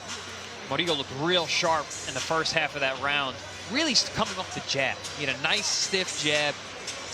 You feel like if Chino Rivas it motivates down, but he can, when he lets go of his hands, he can be dangerous. He puts his hands together nicely.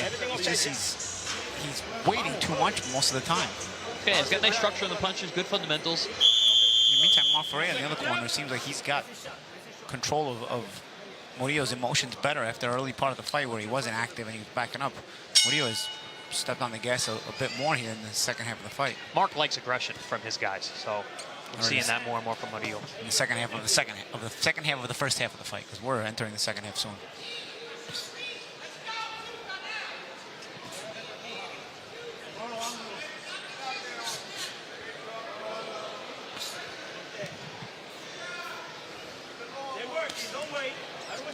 Yeah, and you can hear Chino Rivas saying, like, you got to work. I don't want you waiting. Be first. Because he sees when his hands move, you know, Bud, it's not like Bud is inept. He knows how to throw good punches, good combinations. Even his shot selection is good, but he lets Murillo dictate. And this fight is being decided more on the mental capacity. Murillo has decided he's going to be the boss of this fight, and Bud's allowing it. Yeah, he's almost never first, but good 1-2 right down the middle there for the Dominican. It's like a sparring partner mentality. We talk about all the guys he sparred, right? It's almost like a sparring partner mentality. That's a very good point.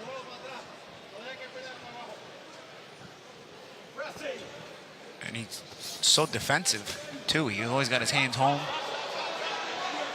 Well, part of the reason is every time he opens up, especially when he goes down low, he gets smacked with a right hook with the hand speed of Murillo. Yeah. Doesn't like to be penetrated. He's defensively, he keeps in. Defensively sound. Oh, good straight 1-2 right down the middle there. That's the third one he's landed this round, but Butt comes right back. But that's part of the reason why Butt keeps his hands home, right? Yeah. It's also the first scheduled 10-rounder for Butt. He's also coming off a loss. Yeah, it's a veteran Alex Martin. Yep. Oh, good shots there. Oh, Murillo. Exchange here. She comes right back. More of that, please. Both these guys can be twitchy. Oh, good shot there.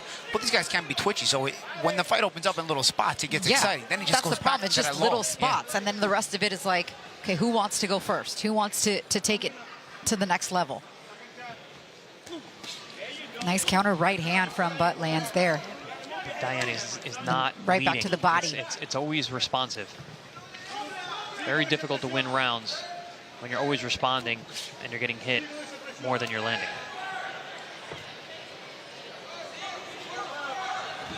Oh, another good straight left hand down the middle. Little pop shot from Murillo.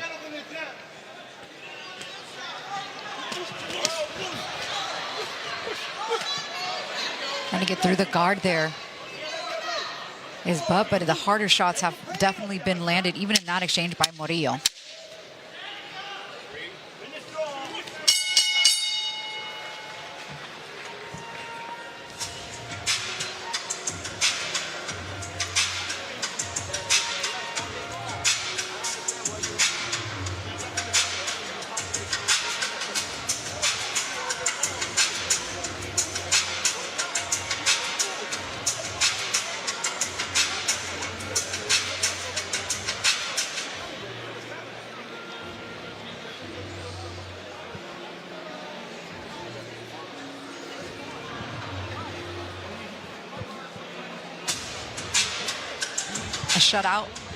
A shutout so far for Murillo on our scorecards. Yeah, that last round was a good round for Murillo. Getting more active. That 1-2 found a home for that, was splitting the guard, but Butt will come back and respond with good right hands, one at a time, but still, he's landing clean when he does respond.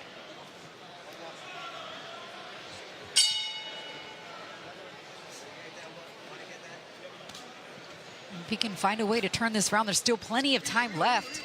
The second half of the fight just started in the now, fight, so it's not. And I thought the first round was close. You know, maybe Butt got the first round. Okay. But either way, I had Murillo. I think the explosive shots that he was throwing, even if they weren't landing clean. Either way, Butt has to make a push here in the second half of the fight. We're only halfway through, so there is time. But what was that? I don't know, part of the trunks. Nice feint there from Butt. Oh, good shot. But then it's Murillo's not respecting it. He's throwing over because when you're not active, your feints don't work. You got to be right active back to it. For your feints to work, you got to be active. Otherwise, your opponent's not going to bite on them. Yeah, and then also the posture of Butt just yeah. He feinted, and then it was Murillo's like, "You're not throwing anything. I'm punching anyway." He threw the same combination back to back and landed it each time. Yeah, really finding a home for that straight left hand. So the answer about the power is very apparent now. Yeah, that is a padded record because he has landed a plethora of straight left hands down the middle.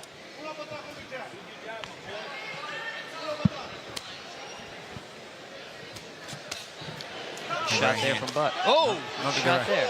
Right hand from Butt. And I'm sure Chino Rivas in the corner is probably going crazy because he's like, see what happens when you actually move your hands? But then Butt will keep his hands home again. At least he's coming forward now. But he hasn't thrown anymore. So he's coming forward, not throwing.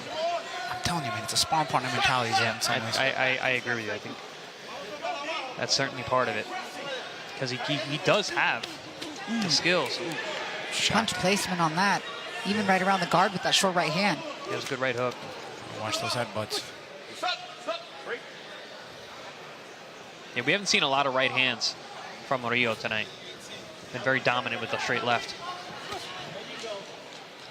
You use it to paw, you know, like an old school southpaw. Paws controls that distance and looks to set up a big rocketing left hand. But also, I was talking about conditioning because Murillo obviously having 100% KO.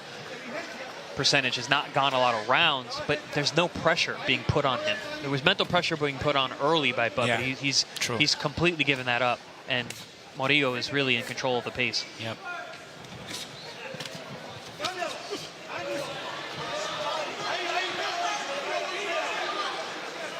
Ten seconds left here in round 6. 5 seconds. Oh, good right hand.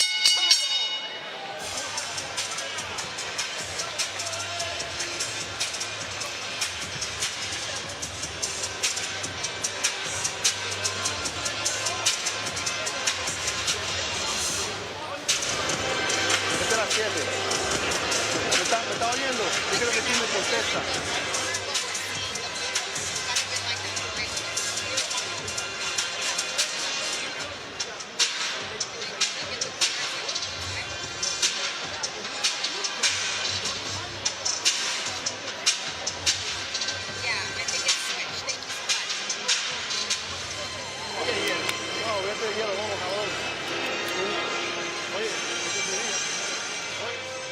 You heard him already again, but you let him live. Lock him tight and walk him down. Go. I got it.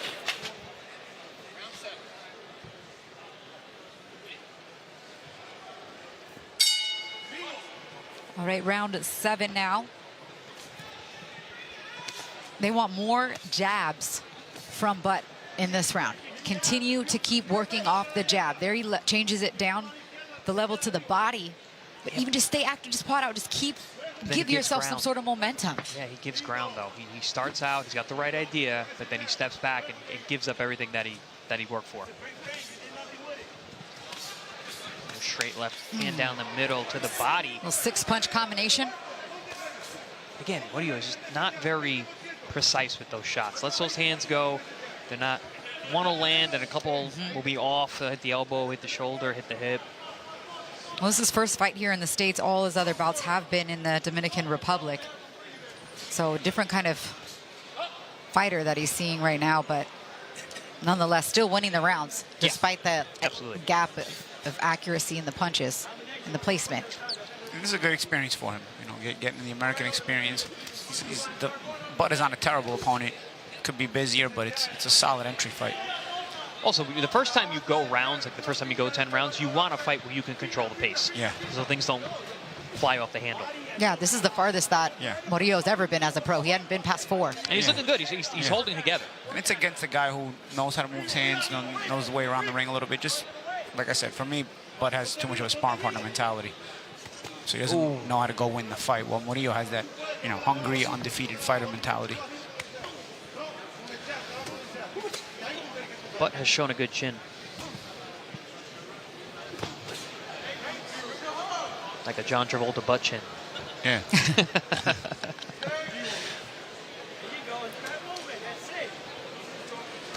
Takes a good shot, Bud. Started boxing to not be the butt of a joke. Yeah.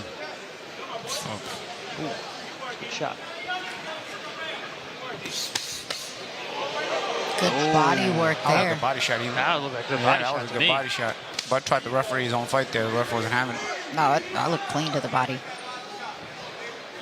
Two-handed. I love that. Boom, boom. Murillo also growing in confidence. Good jab. But he's another one. Not a lot of consistency in his attack. Sometimes he comes out and he's flashing a beautiful jab for a minute and a half. You know, he goes to the body that one time, then lets it go. Throws that 1-2 down the middle all last round. Haven't really seen it this round. But does just enough to keep him honest, though, right? He keep the fight going when Murillo can't just walk step it up door. a gear, yeah. Again, he's the pressure from Bud, but no activity. Getting a little flashy.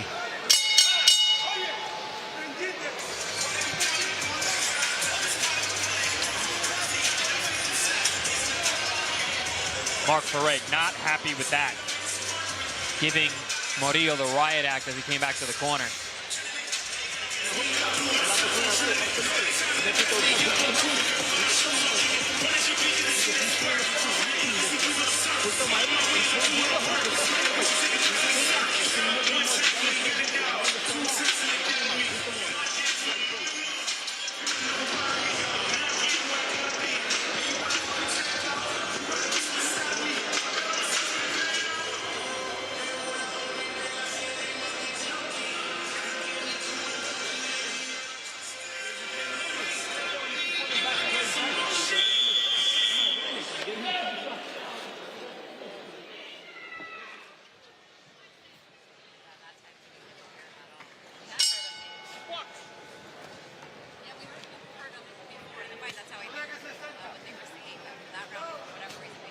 Butt coming out here aggressive to start, at least in terms of his body language and ring positioning. No, his body language is at times been good. He doesn't move his hands. Even when he positions himself, he doesn't move his hands.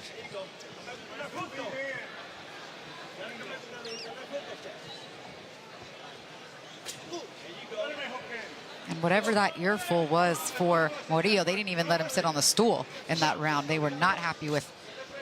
I think it was the ankle touch. I think the showboating a bit. Yeah, it's showboating. I don't. Mark Furry's not about that. Not about that life. He wants action in the ring. He wants aggression. Probably feels that his man could be doing more, which I have to agree with. Big shot. And on cue, he lands that right hand, Chris.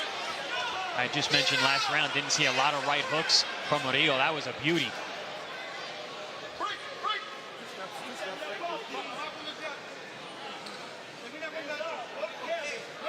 But does take a good shot. No question about that. That was a big right hand. He's got him in the corner now. I wish he would unleash some body shots right there with that. There we go. Two-handed to the body. And like you said, champ, butt touch just enough. Yeah, to keep himself relevant. Yeah, throws the right hand down the middle, catches Murillo, and then he has to reset. And it's smart to kind of walk him back out of that corner. But you still got to connect with your shots. There just hasn't been enough offense tonight from Butt so far. But coming off of a loss, you know, you think you might want to step on it here.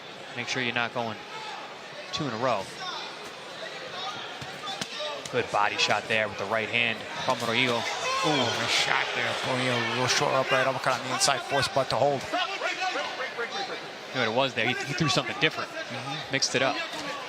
Oh, good counter shot there from Butt. Butt, man, he's got good positioning, but again, nice fundamentals. Just not enough. He counters and he looks to hold, though. You know, he's not looking to take control of the fight. Again, it's too much sparring partner mentality for me. Even there, he starts to look like he's getting overwhelmed, and then he fires back with a good shot, and then holds. Good sparring partner. 20 seconds here in round 8. Ooh, clash of heads there. He's going to let him work on the inside a little more here.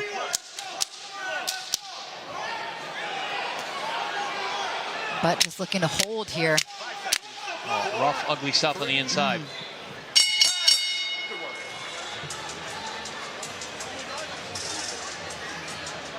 As Butt takes a look at the ring card girl to see what round it is as he walks back to the corner. At least I think that's what he was looking at. I used to do that. I used to lose track of the rounds. Yeah, there's no monitors in here. There's no screens for the fighters, like you know, to look at, as opposed to last night. They were looking up. We saw that a lot in the Manny Chance fight. He kept looking up at the, you know, the screen to see what round it was. So I had the flu in a fight, and I kept looking at the Megatron for the same reason. I was like, all right, how much more was left in this fight? Because I need to go. Your flu fight? Yeah. Like MJ's flu game? Yeah, I didn't perform quite as well as MJ. Still got the win handily. Who has? Yeah. Who has? Let's be real. True. Don't drop the left. That's why you got caught with the right hook, okay? Mark Furry in the corner telling him, let's get to work, you know. Let's work. I think he feels like Murillo could do more. You know, he leaves work. He leaves some food on the table, so to speak.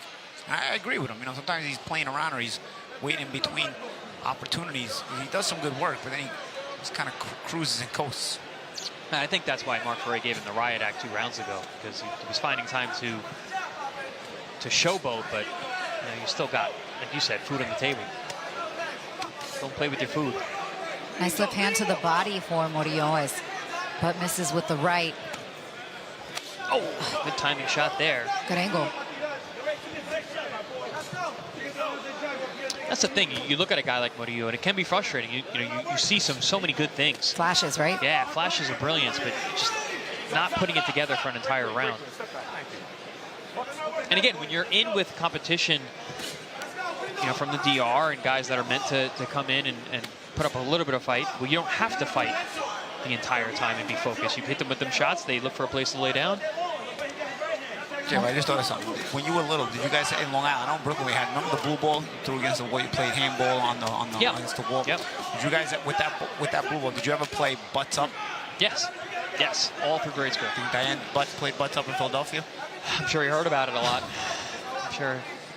That was a fun game. Oh, we used to play that. that. Was a fun game. The same thing you would play handball against. No, you put it against, do the against the wall. Yeah. And everybody has to play it like a fielder in baseball. And if you drop it, you have to run to the wall, and somebody pelts you, and you get a letter. You get tagged by the ball. You get a letter. And if you spell B-U-T-T, you got to. In Brooklyn, you had to stand up against the wall with your palms against the wall, and everybody had to pelt your butt. Bean the ball. Yeah, I remember that. Old school Brooklyn games. I guess we had them in California too. Yeah, for sure. In Southern California, we definitely played that. Did you guys have the blue ball? It was like the size of a tennis ball, but it was rubber. It was kind of thick. You play so many games with that ball. I haven't seen them in years. They don't allow that anymore. Yeah. They don't allow dodge. Yeah. Everybody, I want to see everybody in the comments. You guys remember butts up? Ooh. We used to call it butts up or asses up. The old school New Yorkers know it. I'm sure some old school people from urban areas in general know it. Christine, if you know it in California, then that means that game was more popular than I think. Yes. I thought it was just regional. Oh, no. We definitely played that. That ball used to hurt, too. Yeah, that ball used to hurt. It was like a hard rubber. Yeah, it's a handball. Yeah. All right, well, under 30 seconds left in this one. Kind of more of the same, guys. Yeah, Murillo, he's looking good. He's looking smooth. He's been better on his defense. Butt's been trying a little more, implored by his corner, but less and less effective.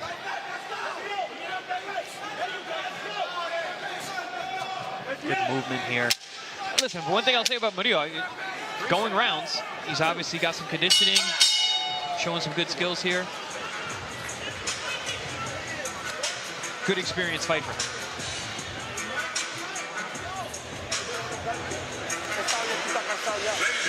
Inside the legendary boardwalk hall, we go to the 10. Está muy parado porque no se golpe. Tú estás cuchiendo el fin de la pelea. Desde opción cerrada. ¿Por qué?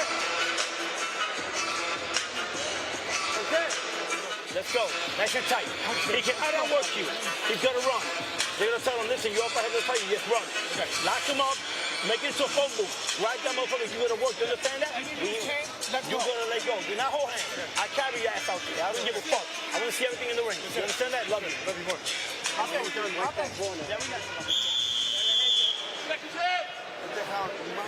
Last round. Box in center of the ring. Box. All right, Chino Rivas with the parting words. I love you, man, but I want to see you empty the tank. Everything you got right here in this last round. Nice double, triple right hook. Trying to get his fighter to go out the best he can, which is swinging. And he's got to do a lot of that because at this point, he needs a big knockout to walk away a victor tonight as Murillo has had a dominant performance. Both these guys going for it here in the 10th. Where was this?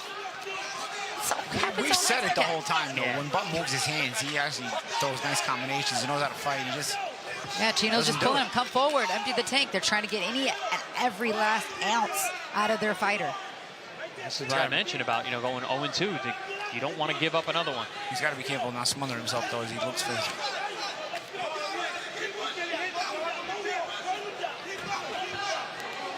But Murillo going the distance. He's not even breathing heavy. Taking advantage of a big ring tonight, Murillo, too. Not usually a big ring in pro box fights. Murillo using the ring here. And that can be tiring for a puncher to have to move around a big ring. Snap the head back. That one hurt Butt for a second. He stunned him. Picking his shots nicely on Murillo. Oh, he's just walking in, guys. No jab either. No. Just walking straight in. High guard. Nah, he went the opposite. Going right to the body. All effort and not even thinking. Oh. He got hit with the shot and just kind of stared out over the ropes for a second. Murillo, again, that one with the left hand. Nice shots, and Murillo changing speeds on the shots, setting them up nicely.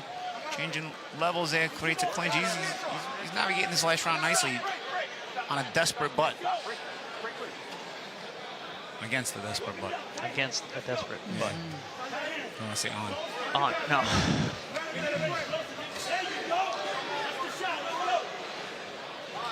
Butt is tough, flash though. of heads. going for it. Got hit with a lot of big shots here in this round. He landed a left hand to the body, did but too little, too late. Under a minute left here in this fight. But this is the story of the fight, because you see this in this round from both these guys. Another hard shot.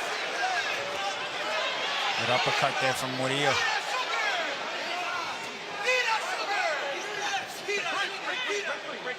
One of the best punches we've seen in several rounds. Still couldn't put butt on his butt. Oh, and as I say that, he rocks him with a big shot. Maybe a little foreshadowing there. Can he hold on for 30 more seconds? He's really hurt. And that was at the right hook. Maybe I should have said that earlier. Yeah, the lefty. Because he looks a little out on his feet right now. Yeah. He's still really hurt. The lefty with a right hook. It hurts, but oh, he's out. Staying up though. Sure is. 10 seconds. But showing real strong legs here. Wow. Wow. Oof. What a tough ending to the fight for Butt. Hadn't been hit with a big shot like that really all fight long. Yeah. He takes a long walk back to the red corner. Showed good durability until that last shot. And that last round, he really went for it. Took some really big punches, especially that uppercut there. Stayed on his feet, though, and that was impressive. Stayed on his feet, showed strong legs. Almost in, what was it, the first round or the second? Remember where he almost kind of dipped down and came back up? A little check hook. But it didn't look quite as bad as that last shot right there. That was the most hurt he was all fight. And then Chino Rivas goes to book it behind us as he's got to warm up. Jan Marcos.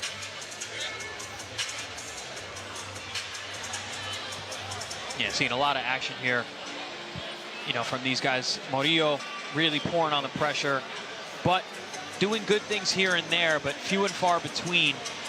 Good body work there from Butt. When he did let those hands go, he did have success, but for the most part, it was the fast hands of Murillo.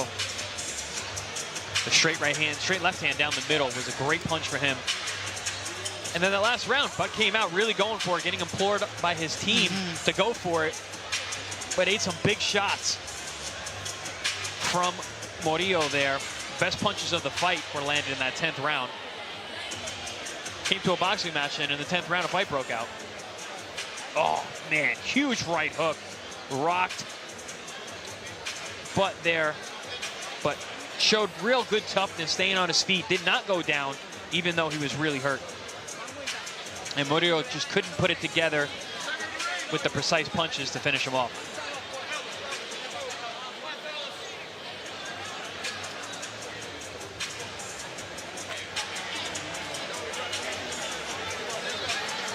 As the fighters embrace, they're still trying to get those gloves off of Dion, but there we go. We're like shaking him, trying to get that off as they are in the middle of the ring now to make this one official.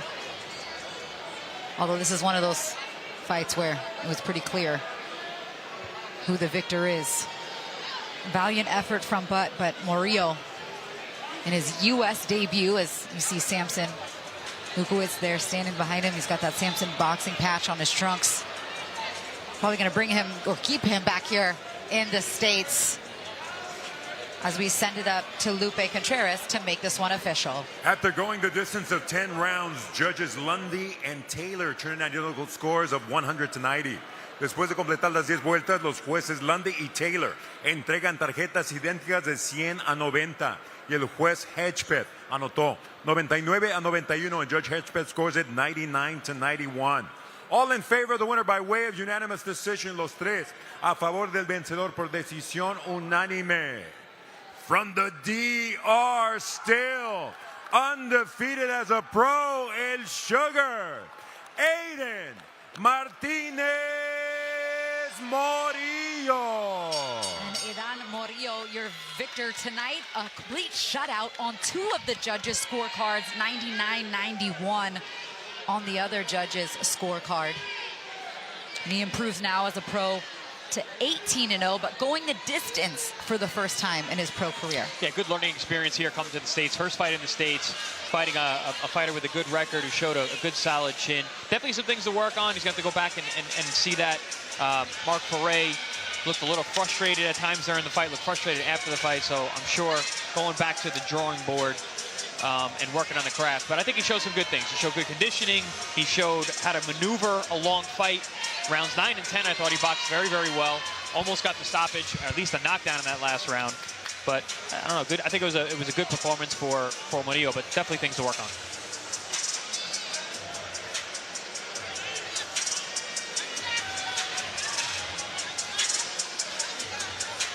And for Dion, but if you could sum up what he needs to improve on for the next performance, being first a little bit more. You probably talked about sparring partner mentality quite a bit. You got to get rid of that. You got to go out there and try to win.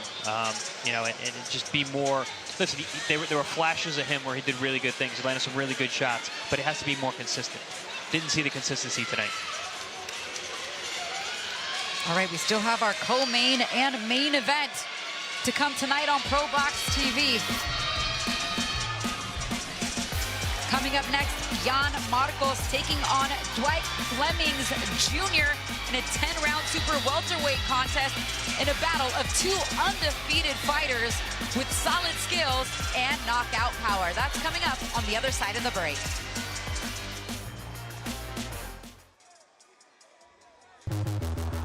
Friday, May 1st, ProBox TV is at Live Casino Hotel Maryland in Hanover with the DMV's best fighters in their toughest tests. In the main event, as undefeated Sendi Erdenabat goes to war with Maryland's own, once beaten, Kobe Abridi. Then, in the co-main event, fan favorite Francois Scarborough Jr. of Maryland will trade bombs with Central American slugger Maxwell Montes.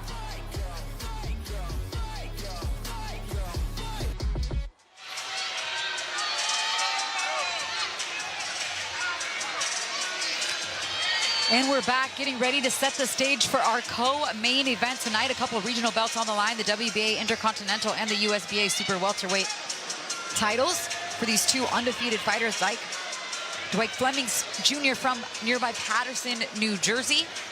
Jan Marcos, who trains in Jersey, from Cuban descent. There's a look at Fleming Jr.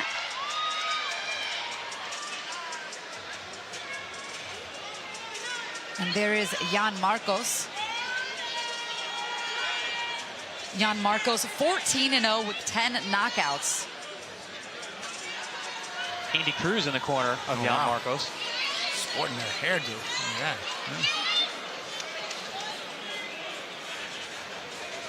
I mean, Chino Rivas just had to basically go from red corner to blue corner. Busy night. Third fight tonight in which he's in the corner. Let's take a quick look at the tail of the tape for our co-main event here on ProBox TV. I mentioned their records. It's Flemings Jr. that has the reach advantage by 2 inches, as well as the height advantage against the Cuban fighter. Both of these guys, pretty high knockout percentages. Should be a really entertaining scrap here, with both guys having a lot to prove in our co-main event. This one's scheduled for 10. We continue with the action inside the legendary Boardwalk Hall. This is ProBox TV. Being presented to you by Samson Boxing, along with Paco Presents, and our sponsors, Bet Online. The odds for tonight's bouts are being brought to you by Bet Online. White Sands Treatment Center, ranked by Newsweek magazine as one of America's top addiction treatment centers for 6 consecutive years. Our mission is to KO the drug and alcohol epidemic. And Boxing Scene, the most trusted source for boxing news. This is our co-main event of the evening. On the line, the vacant WBA Continental and vacant IBF USBA Super Welterweight title. Este es el duelo coestelar de esta noche. En juego, los títulos vacantes continental de la AMB y el título estadounidense de la FIB en la categoría peso Super Welter. World Boxing Association President Gilberto Jesus Mendoza. Our supervisor is Julio Time. IBF President is Daryl Peoples. Our supervisor is Rob Scott. Our judges at ringside, we have Wayne Hedgepeth, along with Anthony Lundy and Robin Taylor. And now, ladies and gentlemen, in true pro box fashion, 2 undefeated pros into the ring, but someone's gonna take an L tonight. Introducing first, in the red corner, He enters wearing camo with red trim. He weighed in at 153.5 pounds en la esquina roja, vestido de camuflaje con vivos rojos. Su peso oficial, 153 libras y media. Esta noche busca defender el terreno propio, igual que su récord invicto de 11 victorias. 10 de sus victorias por la vía del knockout. Tonight, he looks to defend home turf as well as his undefeated 11-0 record. 10 of those victories coming by way of KO. From Patterson, New Jersey, the genius, Dwyke Flemings Jr.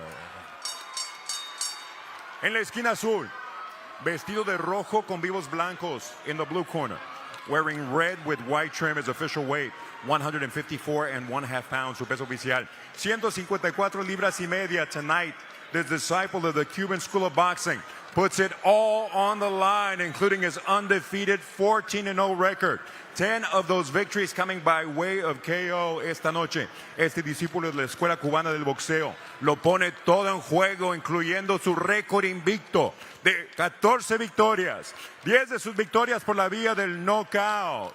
From La Habana, Cuba, and now repping the MIA, Miami, Florida, El Huracán, Jan Marcos. Our referee is Charlie Fitch.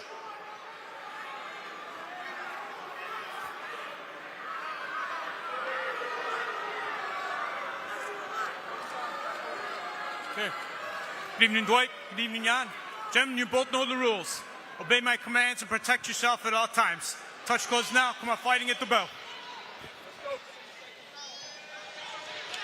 Well, by far the loudest crowd noise that we've heard tonight, mostly in the favor of Dwyke Flemings Jr. Both do train in Jersey, though. Oh, yeah. I mean, even some of the crowd cheering for Jan Marcos here tonight. Chino Rivas still in his corner, their gym, they're sparring. Stablemates. Here we go, our co-main event on ProBox TV. Christina Poncher, Chris Algieri, and Pali Malignaggi here with you in a fight that Dwyke Flemings told us he's going to throw a lot of punches. Again, orthodox southpaw matchup as you see the southpaw Jan Marcos in the red trunks with white trim. Body shot from Flemings to start in the tan camo trunks. Dwyke has fast hands and heavy hands. It looks to knock you out. 10 KOs in his 11 wins. No question what he's coming to do. Both guys are going to feel confident in their ability to do that. Yeah, both guys can punch. I mean, Marcos is 10 KOs in his 14 wins from that southpaw position. They both have 10 knockouts. Every fight has been lefty or righty tonight. Yep. Yes. Yep. 4 in a row. So is our main event. Yep. Oh, his glove touched the canvas. No knockdown there. I don't think anything landed, though. He slipped underneath the cross. Dwight slipped as well earlier in the round. Yeah. No, I'm saying Marcos slipped the cross underneath, got underneath the cross, and then slipped down. I'm sure we get a good replay out of it. But it was the same spot of the ring where Dwight actually slid. So maybe a little slickness on the ring. Yeah, both of them, they do look like their footing is a little... There was just a 10-rounder in here, so it could still be a little bit wet. And some off-TV fights even before we got started. Flemings trying to establish himself in front of Marcos. And obviously, it's early in the fight, but Flemings trying to press the Cuban amateur standout, trying to show that mental and physical pressure. Do you think it's a little bit of what Morataya did to Andy Cruz in that way? Could be. Presenting himself, trying to stress the the highly skilled amateur. Yeah, not the same disparity in pro experience as Morataya and Andy Cruz had, but nonetheless. But still, definitely a more... Nice jab from Flemings. Yeah. From that high guard, he beats the low hand jab out of southpaw position. I'm curious to see. Oh, nice shot there from Marcos, but he puts himself right back on the ropes. You see, Flemings try to get it back. A lot of pressure from Flemings. I'm curious to see if that's the approach. I thought that Morataya had a great approach against Andy Cruz. Yeah, and Andy Cruz is in the corner tonight. Yeah, that's why I thought of it too. Yep. I saw Cruz and it made me think of that, especially as I watched Flemings approaching around one. He's been the aggressor so far here in round 1, 20 seconds left. Yeah, and it's not a reckless aggression. William Murataya was able to be successful. It was a position aggressiveness constantly. Marcos has some fast hands in response. Not landing a whole lot, but firing back quickly. He's trying to get right back in that position, that mental stress position. He doesn't want Marcos to get away for too long.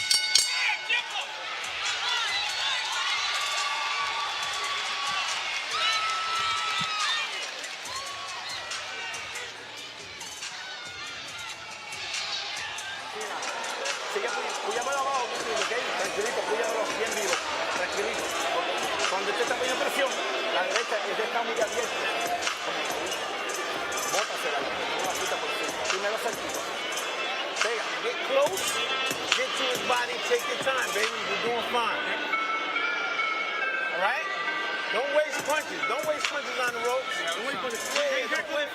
Good start to this fight. And even though that Dwight Flemings Jr. was telling us when we spoke to him that he wants to just control the entire fight with the jab and dominate with the jab, that hasn't been the case from round 1, even though that's what he told us was part of the game plan. No, he looked to dominate with physical presence and every power. shot. He really asserted himself there and showed him what the pro ranks are all about. And that was something that Dwyke was saying, Flemmings, in the fighter interviews, that he actually has more experience as a pro than Marcos. Vast experience for Marcos in the amateurs. 300+ amateur fights.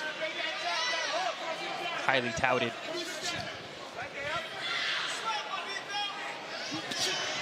Flemings Jr. about 80 amateur fights. Very respectable, especially in the Northeast. Yeah, he won silver medal in the 2018 Junior Olympics.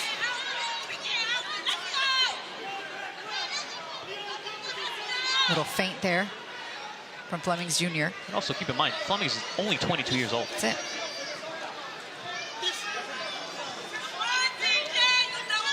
Jan Marcos, 25.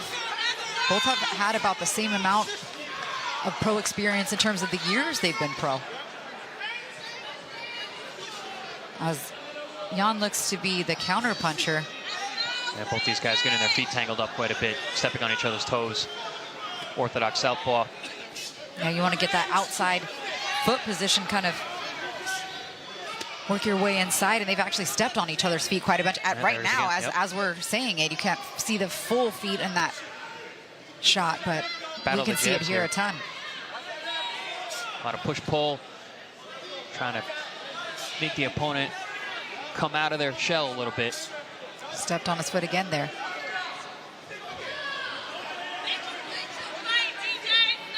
Do you like this from Jan, kind of waiting, Paulie? Not crazy about it, but it is tactical, and then Flemings is very reactive, so I think they're both trying to figure out the positioning. But he at least holding the ground a little bit, although now he allowed Flemings to back him up again. I think the fact that he's allowing Flemings to back him up a lot, he's going to, if there's not a lot of punches landed, and this is what happens, it's going to be a bad look for the judge in front of the judges. Well, good shots there. The right hand got in at the end of that. He got out. You see, it's a stay away from me shot, because look where he wound up. He went all the way around the ring and didn't throw a single punch, and now he's back on the ropes. So I call those stay away from me shots, because there's no follow-up, and you end up walking across the ring. All you were looking for was a break. You weren't looking to set up anything to follow up. Now, you think this is based on the physical pressure that Flemings is putting on him, or did he feel something and was like, all right, I got to be careful with this guy? I think he's trying to navigate his way through the fight. He's trying to figure out how much energy to burn. If Flemings is not being super active either here. Yeah, he took a definite turn from where he started the fight in round 1. He threw a lot of punches in that first round. And Flemings not jabbing either. He's just holding his high guard, and Marcos take advantage of by throwing a combination. Father and coach of Flemings told him in the corner, don't waste punches along the ropes. So maybe that was the adjustment made. Was it an adjustment? I don't know. I don't think it was a very good one. Yeah, I feel like he had more success in round 1. Yeah, throwing more punches when he actually had Marcos pinned on the ropes.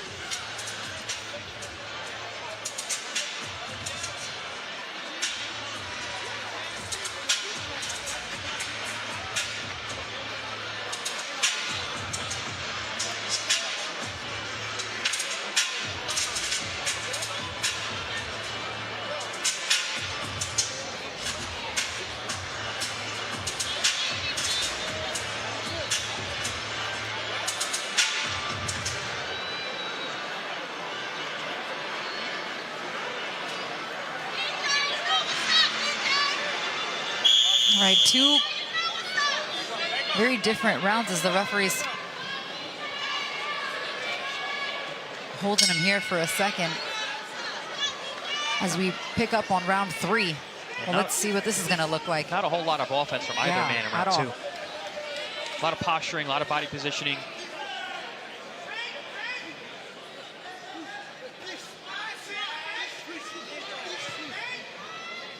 Battle the jabs once again here to start round 3.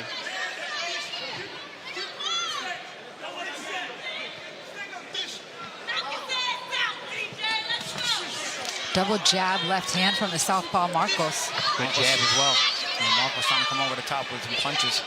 That's the thing. If you're going to walk Marcos down, he's got way too much experience if you're not going to be active. He'll punch.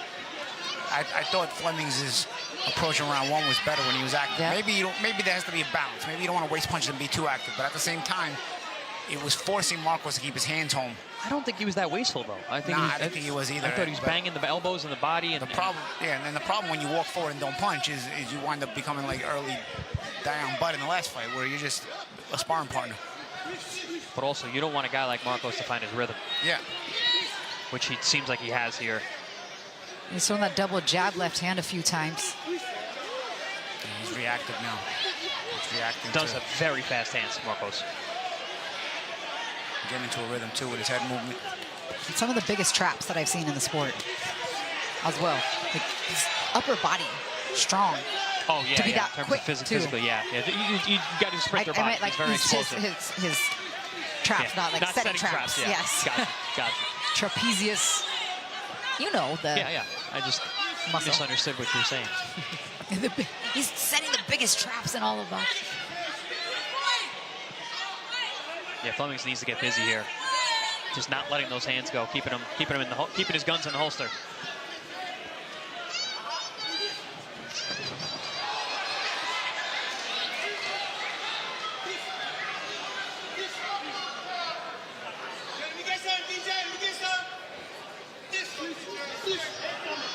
But this is making the rounds closer. Yeah. Than they needed also, to be. Flemings is not punching out of different looks either. Now he's punching out of the same look constantly. And he's not really feinting like he was before. He was more rhythmic before. Now he's just coming forward trying to force stuff. The crowd trying to get behind Flemings. Both these guys very confident coming in fighter meetings. Got into it at the weigh-ins yesterday. Now it's time to put up or shut up.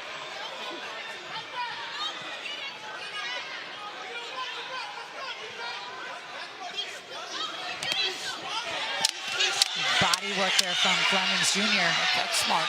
That's smart. They wanted to come forward. And you can hear these shots ringside. Heavy hands from both these guys. That was a good way to end the round. Need more of that. Tough rounds to judge, man.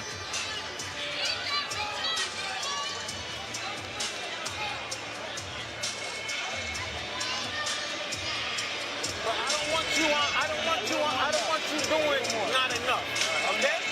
So start getting to the body, just like you did. Like it's time to start. You know what I mean? We don't want him to throw more punches than us. And stop letting him hit your arm. Don't make it like it's simple. That's comfortable for him.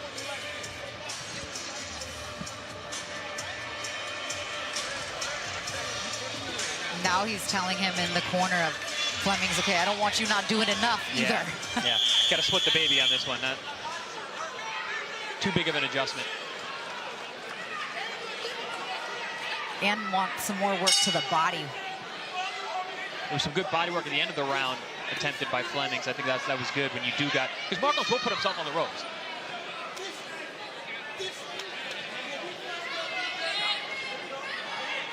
And right on cue, walks himself right onto the ropes.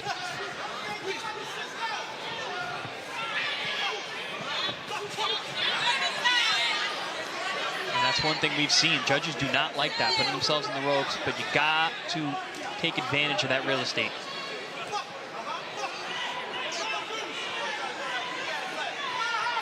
And Marcos, there's still too many dead spots even for Marcos to not be at risk here, because even though Fleming started fighting out of one look and maybe got less creative with this high guard pressure situation, Marcos still isn't active enough, possibly, to offset in the judge's eyes, you know? I agree. Big body shot here. Flemings getting active again. Still landed on the arms, but they were heavy. Yeah, and there was not really a response from Marcos. Under 2 minutes here in round 4. Not a lot of output from Marcos. And that's one thing, too. It seems like when Flemings is more active, Marcos is less active. Yep. So you have an opportunity to take my turn, rather than my turn, your turn. And then you see the hand speed when he does, and you're like, why not? Why are you not opening up and throwing more? Both these guys have very good Oh, hands. my goodness! Big left hand floors Dwyke Jr.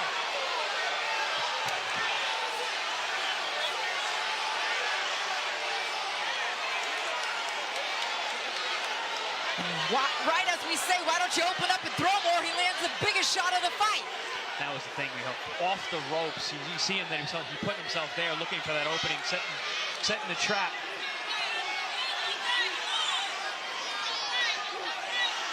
Fast hands from Marcos. That was a beautiful 1-2 right in the middle. When you could hear that shot as it landed. I mean, it was just a straight shot, right on the button. No fat on it at all. There was a slip. Yeah, I was wondering about the power of Marcos. You know, I'd seen good hand speed early on, but hadn't seen that crunching pop until that shot there.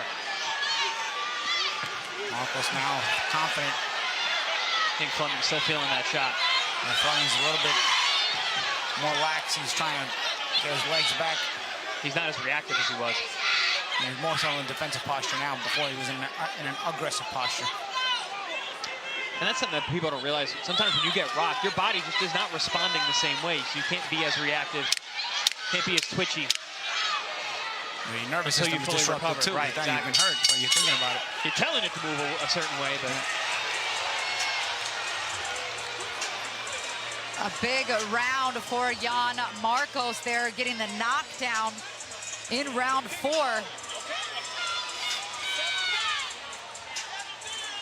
Here we're going to see the straight left hand down the middle. Flemmings was throwing the left hook, but didn't get the head off line and ate that straight left hand down the middle from the southpaw.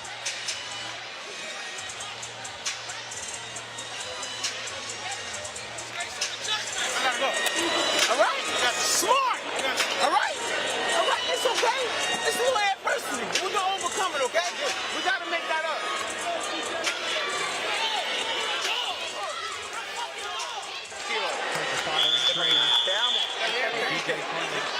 Little adversity, we're okay, but we got to make that up. Well said. When you grow up in Patterson, New Jersey, you faced adversity your whole life. And in the gym where you train, you're getting some sparring in Philly and in Breadman's gym, you're seeing adversity in sparring. So he's built for something like this, and he can come back and respond. But the point to be made is still when Jan Marcos throws, they're hard shots. Both these guys are throwing good hard shots. hand speed. Yeah. Open that up a little bit more. But he's also doing everything by design. And has a lot more confidence now. Oh, big shots again from Marcos. Fast hands from Marcos. Yeah, you mentioned his traps and that sprinter body. You see even the way he fights. He takes his time, he explodes, and then he walks and he rests. Takes a movement around the ring, recharges back up, getting ready to explode again. Just like that.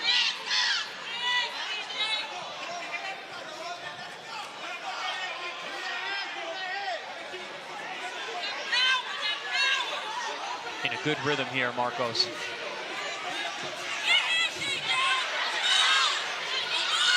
Yeah, he's and Flemings, I don't know, he's still not as loose. Not as loose as he was earlier in the fight, right? Now he's not as little tight.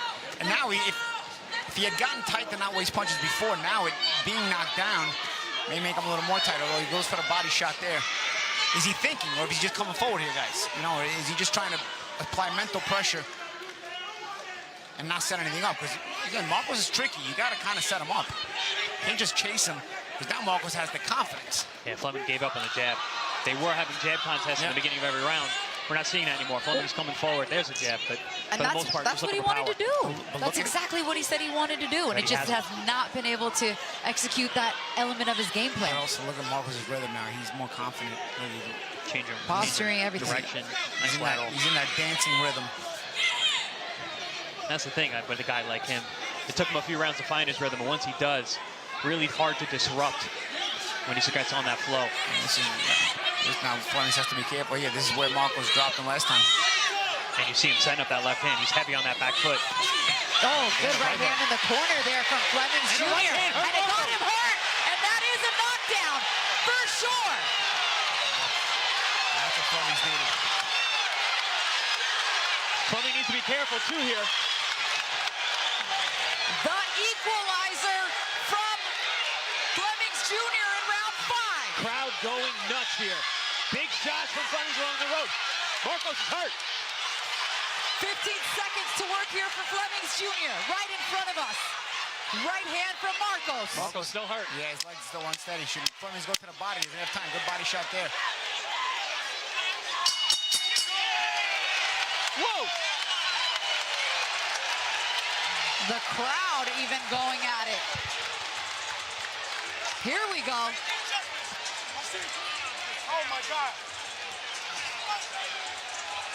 After being down in round 4, Flemings comes back and drops Marcos in round 5. Let's take a look at it. Yeah, they were exchanging along the ropes, and Marcos had just landed a good shot of his own, and then it was this right hand over the top, and you saw the legs of Marcos buckle, put him on the seat of his pants, got up, still on unsteady legs. Here we're gonna see that shot again, right that there, one. boom, right hand, right across the chin as he was getting dragged a little bit there. Now, Flemmings was able to make a good recovery between rounds after getting dropped. Let's see if Marcos can do the same here. We talked about a show stealer. Oh, yeah. Not that the bar was that high so far, let's be real. So But far, this so far has been a great scrap. They've picked it up. Both fighters down through the first half of this fight. Let's see what the second half brings. Should we get to round 10? Crowd chanting DJ, DJ, Dwyke Flemmings Jr. 29 punches landed for Marcos, 17 for Flemings Jr. But and this is what the confidence builder Flemings needed to. and the power punches have increased in that last round. 6 for Marcos, 5 for Fleming Jr. that landed. None bigger, though, than the one that caused the knockdown. Flemings needs to be careful here. Marcos looks like he's got his legs back under him. Still snapping those fast responses.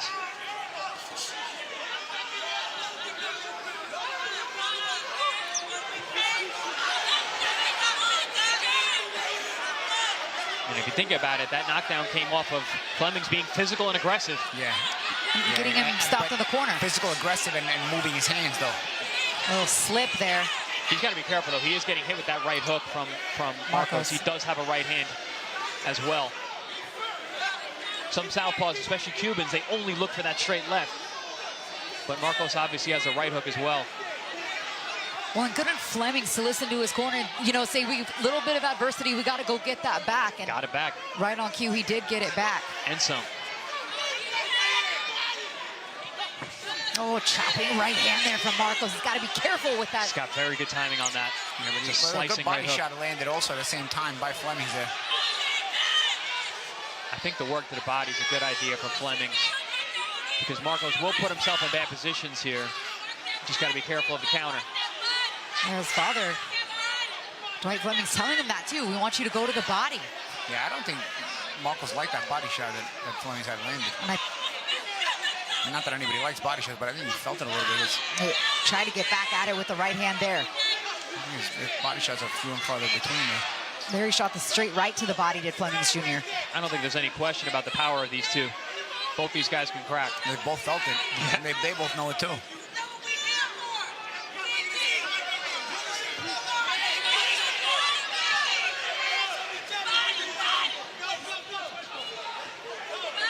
Flemings needs to be careful of the your turn, my turn.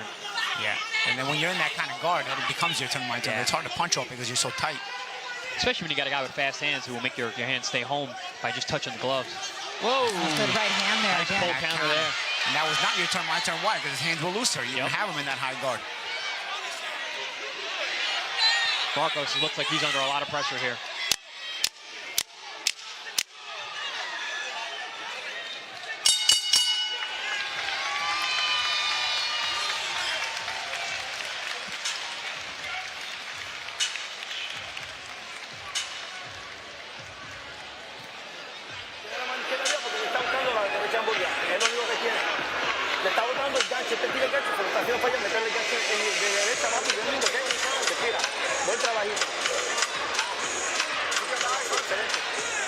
And you let him go, all right? Now, come on, put a push in that. Push your little ass a little bit. Come on. How we feel? All right? I need a little bit more. All right. So we removed the knockdown, right? No, we had it, but Yeah, there was some good stuff in the corner in that last round. I think the battle of these corners is really important in this fight. The adjustments that need to be made from both sides. This is still a highly competitive fight that neither one has really separated themselves to take control.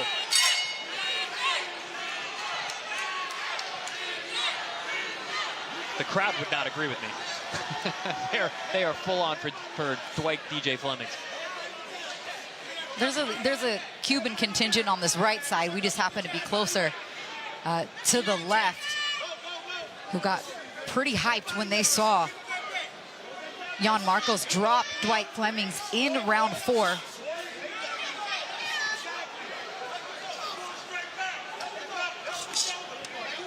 Sharp stuff here in the middle of the ring. Marcos making an adjustment, not putting himself on the ropes here.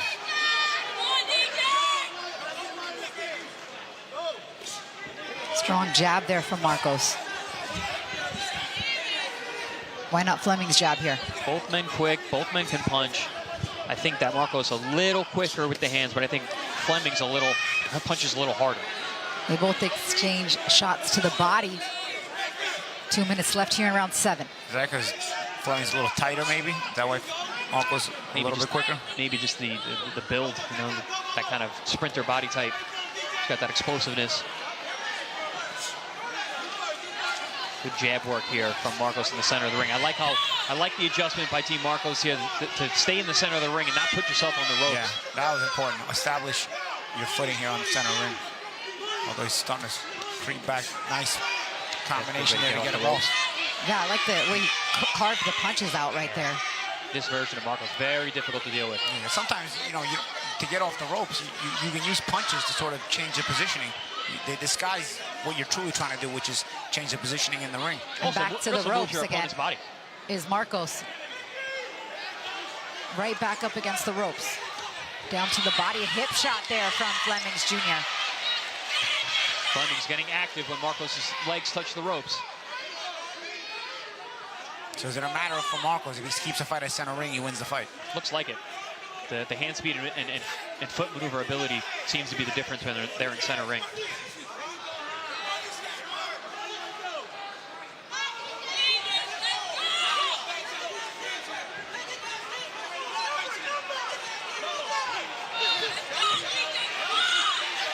Quality fight, though. Both guys know how to fight. Yes, very good fight. Very competitive.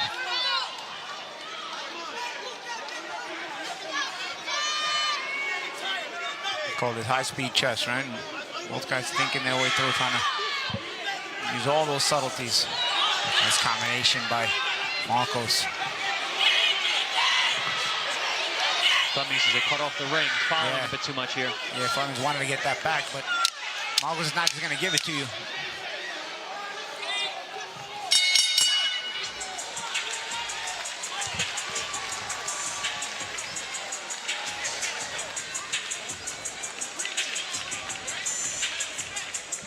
This is round 8 coming up, okay?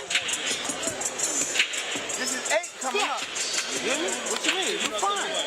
Just stop reaching, all right? The next one. All right. Let's go. Huh? Listen. El frente no se puede tocar. Tú estás aquí.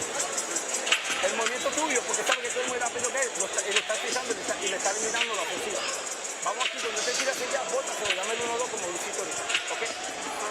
Flemings Jr.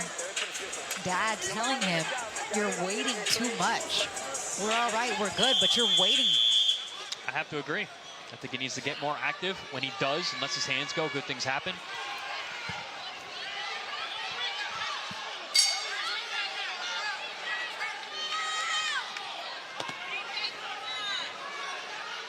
Round 8, I mean, every one of these rounds matters for both of these guys. I think it's a pretty close fight. They both got equal knockdowns. How do you have it so far, Chris? Leaning a little bit for Marcos. I think he's just been a little more active. Last round, he looked really good moving around the ring, taking the center of the ring and not putting himself on the ropes. You know, but earlier on, Flemings was doing really good work while Marcos had his back on the ropes, but super, super tight fight. Still up in the air. What do you think, Paulie? Yeah, I would say the same thing. I think you know, Marco's probably slightly ahead, but good shot there. Flemings very much in the fight, and it's just a matter of does he make the decision to move his hands? Does he make the decision to physically be imposing? Obviously, Marcos has had better footwork in the past couple of rounds and getting around the ring, but we've seen moments in the fight where Flemings decides to be physical and move his hands and get active, and it puts Marcos in tough positions. I think the waiting game, the chess game, the waiting game, especially at center ring, favors Marcos. So it also depends on where the real estate of the fight is going to be. Also, the real estate of the fight pace. here, yeah, the real estate of the fight here favors Marcos. You can tell Marcos very, very smart. Thinking fighter, eyes open. He won that contest right there with the jabs. He connected his. Flemings didn't. That simple. Marcos is not used to being in with such a dangerous fighter. You know, you see he's being smart, he's being very cautious.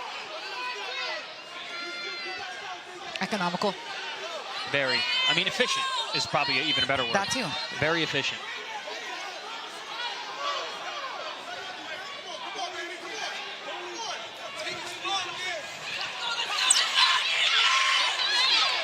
Ooh, snappies. Sharp jab right here, from you want to Marcos. see a jab from Flemings here. You know, you got to put Marcos out of position. You got to make him make that first move when he's on the ropes. So he puts himself out of position, and then you can pounce on him. Flemings trying to pounce without setting it up. And right now, Marcos, at this point, has the timing and has the rhythm to avoid that.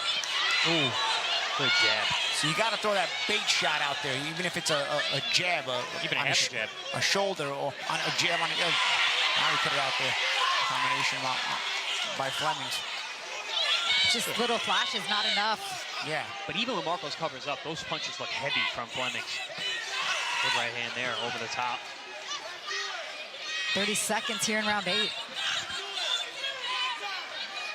Both these guys wound really tight.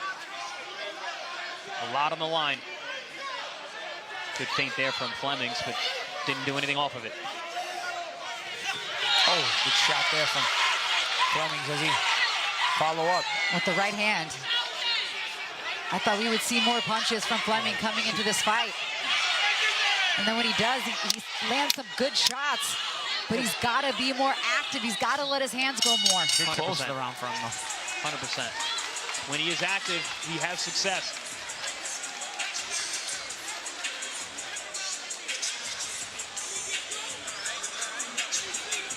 To the rope, right? Right? Left hand high, cut him off here and loop that bitch. Okay? Line it up. Yes. When you see him back in close to the rope, slide, right?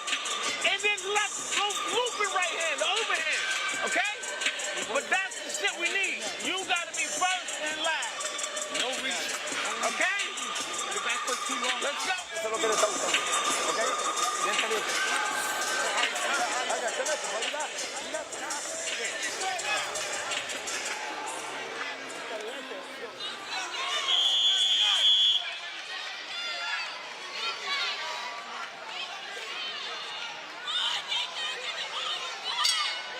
We got 2 rounds to go here in our co-main event between 2 undefeated fighters, Jan Marcos and Dwight Flemings Jr. Flemings Jr. down in 4, Marcos down in round 5. That overhand right, that was just the shot that Coach Flemings was asking for from DJ here. That overhand right landed good, but it was on the gloves, but punched right through it.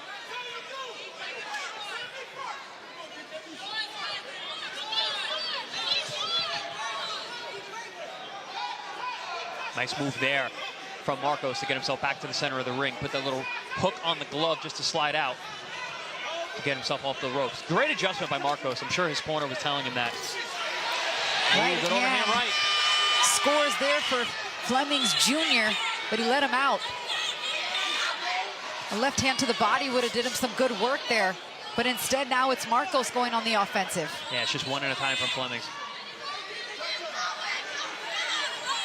When he was able to drop Jan Marcos here in the neutral corner, it was a flurry of punches, and one happened to land. Yeah. It was actually a little bit of an awkward positioning. Yeah, it was. That found the shot. Caught that on the glove there.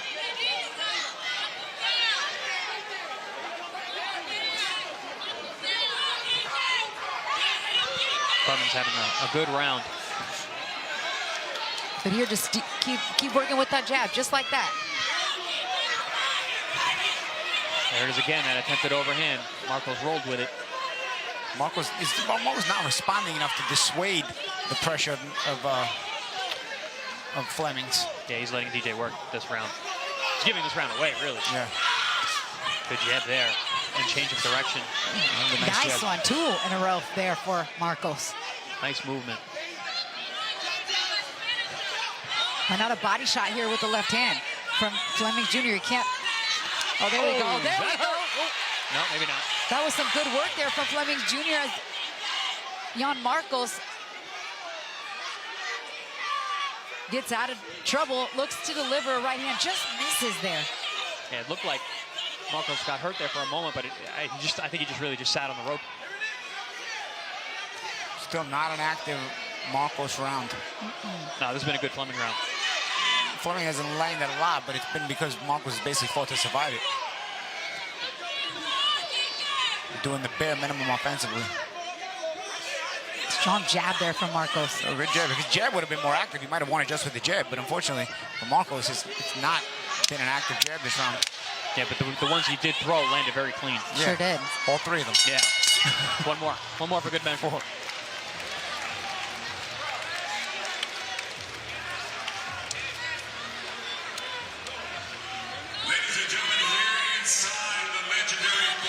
Some of that work there. That was that right hand that I thought maybe it buzzed Marcos, but I don't think it did. It's just the way that he sat down on the rope. But again, Christina, like to your point, that was in combination from Flemings, being physical on the inside, catching Marcos on the ropes. When he does that, he has the most success. And if you and I thought it landed, and we're pretty close where that, to the judges too, those optics look really good from the other side of the ring. Absolutely, absolutely. Especially in a round that Marcos did not do a whole lot offensively. Right.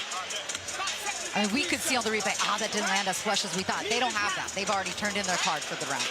This is it, the 10th and final round before our main event. So to come Vito Mielnicki Jr. taking on Omar Ulises Huerta. This is a tight fight. Yeah. 10th round could be. This could be the deciding factor. Yeah. Both these guys can't leave anything on the table here.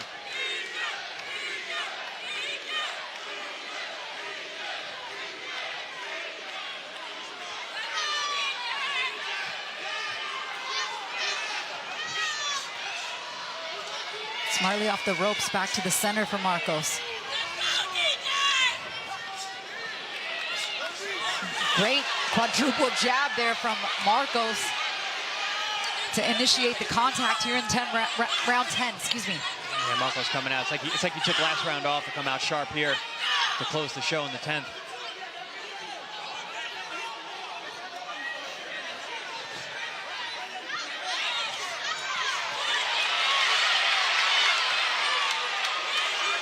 Good output along the ropes from Flemings, but Marcos caught most of that, if not all of it. Good check hook from Marcos to get off the ropes. Yeah, Marcos got his rhythm back here in round 10. By far the farthest that Dwight Flemings Jr. has been as a professional. He's only been 6 rounds at most as a pro. Marcos has gone the full 10 rounds in that fight. That was overturned there. Ooh. Body shot there. I mean, one of those fights where I think both guys are going to feel like they won the fight, right? For sure. Excuse me, in a fight that was won by unanimous decision. regardless of the outcome. It could be a draw, it could be Marcos, it could be Flemming. I think either way, you're right, champ. I think they're both going to feel like they did enough.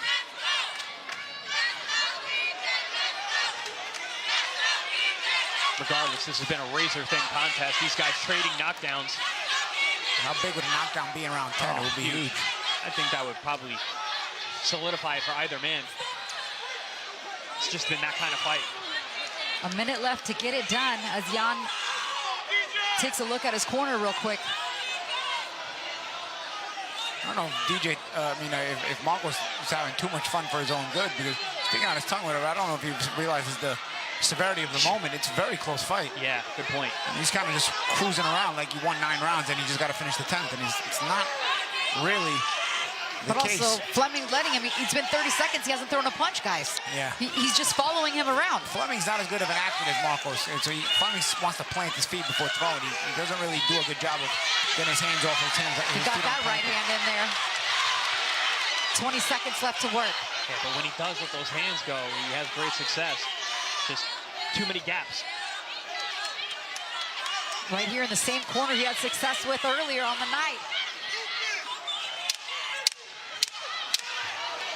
He'd like to try to get one more right hand in, as it isn't the case, and this one is going to go to the scorecards. And just as you guys thought, both men up on the ropes thinking they've done enough tonight.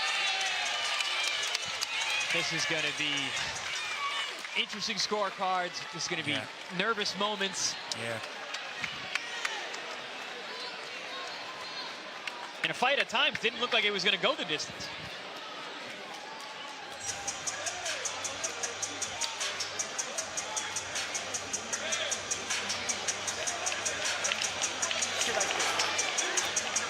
As Chino comes over and gives much love and respect to Dwight Flemings Jr. I mean, these guys very familiar with each other, their camps. They're Jersey guys. I'm not sure how much they cross, each other, but in terms of I'm sure their sparring has. I'm sure they sparred a lot of the same guys. But also after that, I'm sure they have a tremendous amount of respect for each other's craft.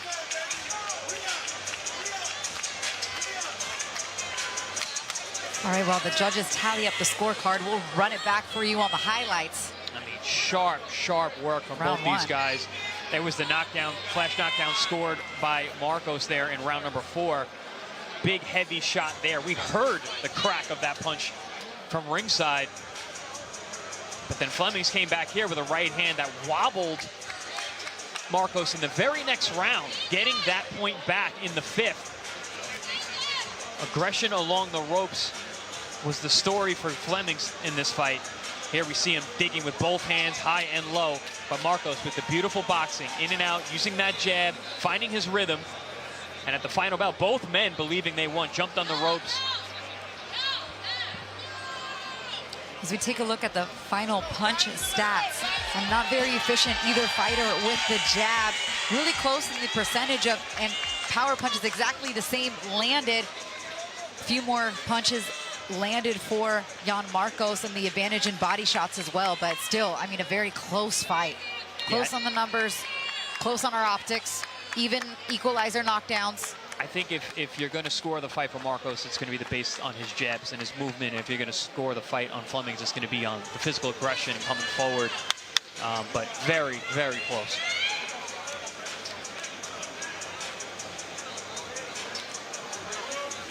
Good scrap in our co-main event. ProBox TV. Very tense in here. Yeah, I know. Very tense. It was loud all fight long. No, but everybody's wondering, because of how close the fight is. You can feel it's in the air. Who do you have, Paulie? I don't know, those last 2 rounds, I felt like Marcos gave them away, and it left a really, really difficult decision. Well, one man knows, and he's standing in the middle of the ring now, and that is Lupe Contreras. Ladies and gentlemen, they're going all 10 rounds inside the ProBox TV ring. We consult the official scorecard to determine a winner. Damas y caballeros, después de completar las 10 vueltas, consultamos a la tarjeta oficial para determinar el vencedor. Judge Hedgepeth scores it 97-91 in favor of Marcos. El juez Hedgepeth anotó 97-91 a favor de Marcos. El juez Landy 96-92 a favor de Flemings. Judge Lunding scores it 96-92 in favor of Flemings. Y la juez Taylor anotó 96-92. Judge Taylor scores it 96-92 in favor of the winner by way of split decision a favor del vencedor por decisión dividida. And now, WBA Continental and IBF USBA Super Welterweight Champion, El Huracán, Jan Marcos. And Jan Marcos gets the win tonight by split decision. 97-91 on one of the judges' scorecards, 96-92 on the other. One judge did score it 96-92 from Fleming. And usually when scorecards are this crazy, or a difference, I will go crazy. But this was such a difficult fight to score. It was really subjective in so many ways that I can't even be mad at the judges for going in all kinds of directions. It's pretty big towards Marcos. They're pretty wide. Yeah, they are 97-91 for Marcos, 96-92 for Fleming. Because here's the thing, a judge likes certain things, and so if you like one thing, you would like giving a lot of rounds to Flemings. That's what I said about the, if you're going to lean towards Marcos, it's going to be the jabs and the movement. If you're going to lean towards Fleming, it's the aggression. And if you were leaning towards either side, you liked a lot of the rounds they had. So you know what? You're very calm and cool thinking about that. This one, I was actually going to flip out, but you for once. Because usually I'm the guy flipping out, but I got to tell you, man, this fight was. I was thinking in my head, this fight could be all over the place. I just hope Dwight Flemings doesn't get frustrated with himself. I know he was in that movie with you, Road to 84, right? The movie you were working on. Yep. And maybe he wants to have an acting career, but don't give up your boxing. No, very good. Because he can fight. He can really fight. Both of these guys can flat out fight. Who knows? Maybe there's a rematch down the line. I think this was a bit of an early fight for both of them. Yeah. Maybe they go on to do really good things and they fight at a higher level fight. They rematch. We've sometimes seen that in the past as well, guys, rematching at a higher level. This was a good fight, tactical, really thinking man's fight. Both fighters are very good. And I think Fleming's going to go back to that second and third round after he started so hot and look at what more he could have done, because there was lapses in the fight where he could have taken advantage. Yeah. And I think that in the judges saw that same thing, I'm sure. He did get dropped, though. The traps by Marcos off the ropes, very, very dangerous. Yeah. It was just such a tactical fight, and both guys could punch, and they both hurt each other. So, so when you're feeling that, those things play on your mind when it comes to decision making. Sometimes people watch and they think it's a video game, but when you're feeling the punches and then you see the reaction timing of the other person and whatnot, sometimes it keeps you more honest than you want to be. Sometimes the punches don't have to land. They whiz by your face, and you're like, nah, can't get hit with that one. Yeah. Well, in 10 rounds now in the bank for Dwight Flemings Jr. in his young career as well. He had never gone past, a distance like that. I just hope he doesn't get frustrated here and take a long layoff or something like sometimes happens. Both of these guys were good. I would like to see them both back right away. All right, let's take a look at what's still to come on ProBox TV next month.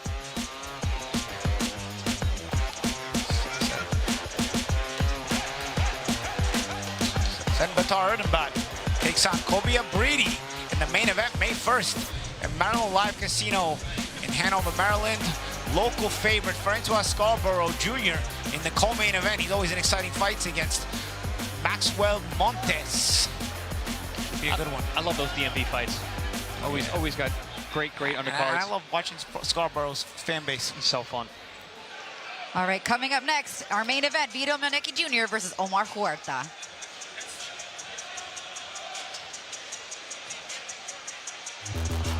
Friday, May 1st, ProBox TV is at Live Casino Hotel Maryland in Hanover with the DMV's best fighters in their toughest tests. In the main event, as undefeated Sendi Erdenabat goes to war with Maryland's own, once beaten, Kobe Brady. Then, in the co-main event, fan favorite Francois Scarborough Jr. of Maryland will trade bombs with Central American slugger Maxwell Montes.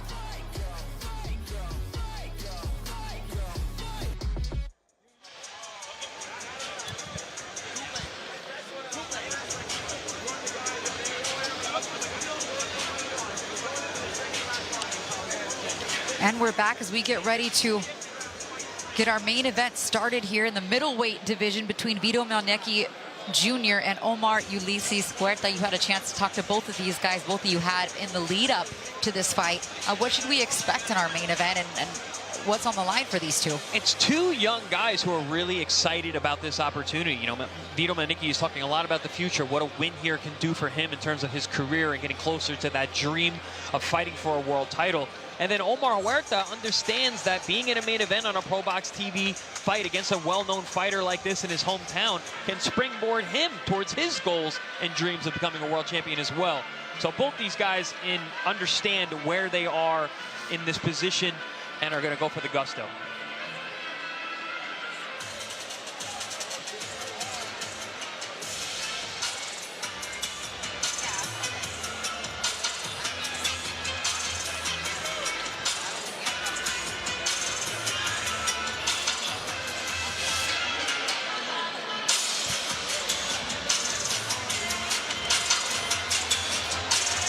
There is Huerta in the ring getting warmed up here.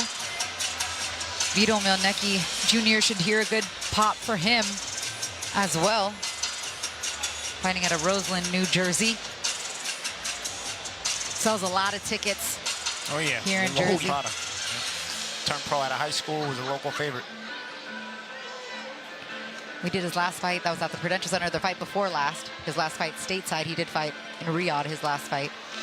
So that was a really amazing experience. But a big win here, he feels, and his team feels, can put him in the world rankings, inching closer to a title shot. Of course, when you have the regional belts on the line, that's the goal. Move up the rankings, that's right. Look to get your opportunity. And 160, a wide open division right now. I think right now Mielnicki's 5th by the WBO, 9th by the IBF, 10th by the WBC.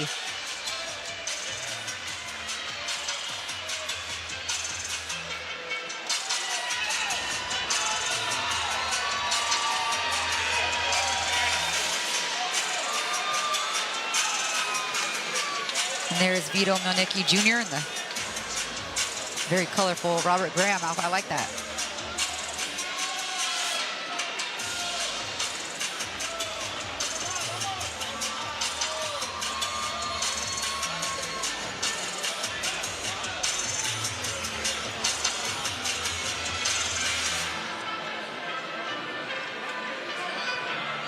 Let's take a quick look at the tail of the tape before we get to the introductions for our main event. Vito Mielnicki, 7 years younger than Huerta. They're about the same height, but it's a pretty significant 4-inch reach advantage for Huerta here tonight.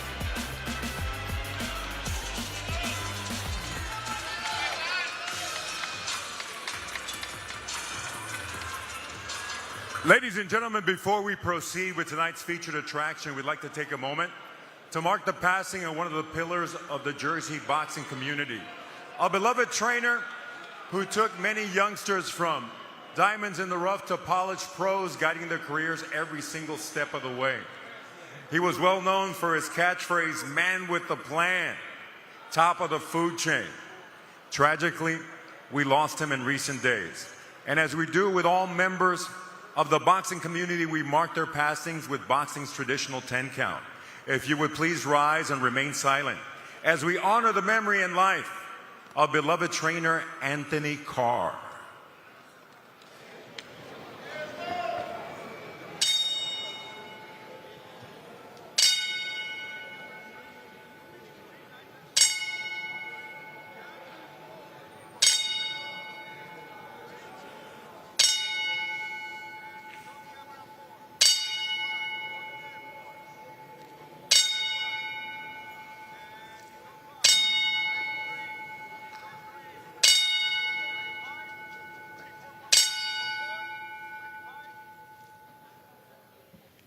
Thank you, and may he rest in peace.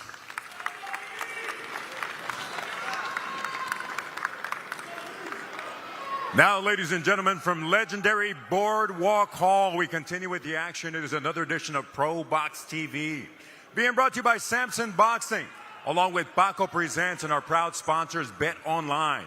The odds for tonight's bouts are brought to you by Bet Online, along with White Sands Treatment Center, Ranked by Newsweek magazine as one of America's best addiction treatment centers for 6 consecutive years, our mission is to KO the drug and alcohol epidemic, as well as Boxing Scene, the most trusted source for boxing news. This contest, set for 10 rounds on the line, the vacant WBC Continental, as well as the IBF USPA and WBO Global Middleweight titles.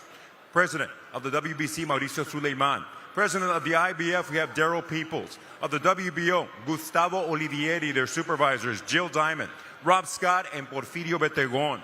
Our judges at ringside, we have Wayne Hedgepeth, along with Robin Taylor and Steve Weisfeld. And now, Atlantic City, New Jersey, prepare to be entertained. The Pro Box main event is on now. Presenting first, the fighter standing in the blue corner. He enters wearing silver with white trim on the scale. He registered an official 157.5 pounds en la esquina roja, vestido de gris con color blanco, su peso oficial 157 libras y media. Esta noche hace su debut en tierra estadounidense y pone en juego su récord invicto de 15 victorias, un empate, 13 de sus victorias por la vía del cloroformo. Tonight he makes his U.S. debut and puts his undefeated record on the line, consisting of 15 victories. One bout even, 13 of those victories coming by way of KO.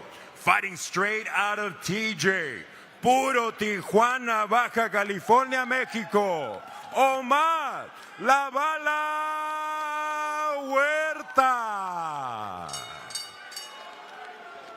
Across the ring in the blue corner, wearing white with multicolored trim, en la esquina azul, vestido de blanco con vivos multicolor, su peso oficial 159 libras y media. His official weight 159.5 pounds. Tonight, one of the top draws on the East Coast, puts all of Jersey on his back and enters the ring with 22 victories, 1 lone defeat, 13 of those victories coming by way of knockout. Esta noche entra el cuadrilátero con 22 victorias, solo una derrota, 13 de sus victorias por la vía del knockout. Tonight, defending his IBF USPA and WBO Global Middleweight title. From Roseland, New Jersey, White Magic, Vito Mielnicki Jr. Our referee with final instructions, David Franciosi.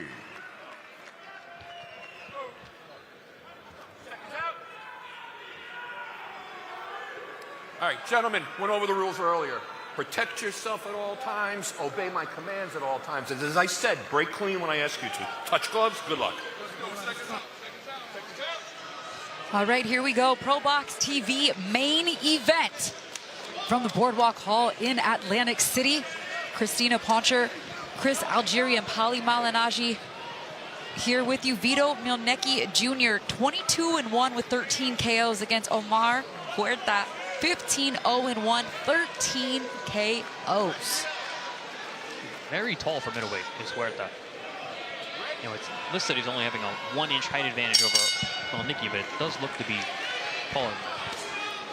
Starts out with Huerta, jab to the body. Huerta in the gray trunks with his last name across the belt. Vito Mielnicki with the white multicolored trunks and pink trim. Huerta with a good overhand left that landed on the temple of Mielnicki there. And then once again, 5 for 5 on the orthodox and southpaw matchups on ProBox tonight. Huerta in that southpaw stance.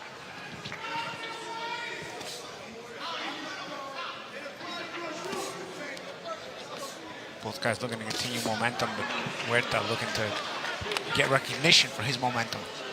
Mielnicki, a lot of recognition, looking to move into a world-level position. The first fight in 364 days for Huerta. So let's see if that plays a factor here early. That's quite a bit of time. Almost exactly a year. Yep. Mielnicki trying to put that stress on him right away. Huerta did say that he was very prepared for this fight. He was getting great sparring in both San Diego and Tijuana. No shortage of good sparring there. Nice combination for Mielnicki. Yeah, keeping Huerta on that back foot. Nice counter right hand there from Mielnicki. Good timing shot. Good timing, exactly. Mielnicki needs to be careful. Getting that lead foot on the inside of Huerta.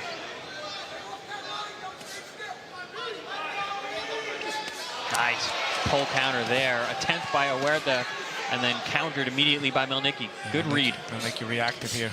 Sensing what he needs to. And that could make Huerta more gun shy if you realize that Mielnicki's getting a sense of timing on him. You want to maybe see Huerta use some feints. If an opponent is starting to get your timing, you can drop some feints on him to try to offset some of that timing. I don't see Huerta trying to feint, even though he's been countered pretty well twice so far. Mielnicki doing a nice job attacking the body as well, which you want to do when you got a guy with a long torso like Huerta. Yeah, with that straight right hand, right to the gut. A little redness and blinking from, redness on the face and blinking from Huerta. Probably on the strength of one of those right hands. Mielnicki doing a good job sidestepping, trying to cut off the ring. Good start from the Roseland, New Jersey product here in round 1 so far. Not much offense coming from Huerta quite yet. Use that double feint to close the gap. You know, we talk about disguising your entrance into the pocket. Mielnicki did it, showed it a few seconds ago. A drop double feint. Now Huerta 13 KOs and 15 wins, but not used to seeing him fight off the back foot.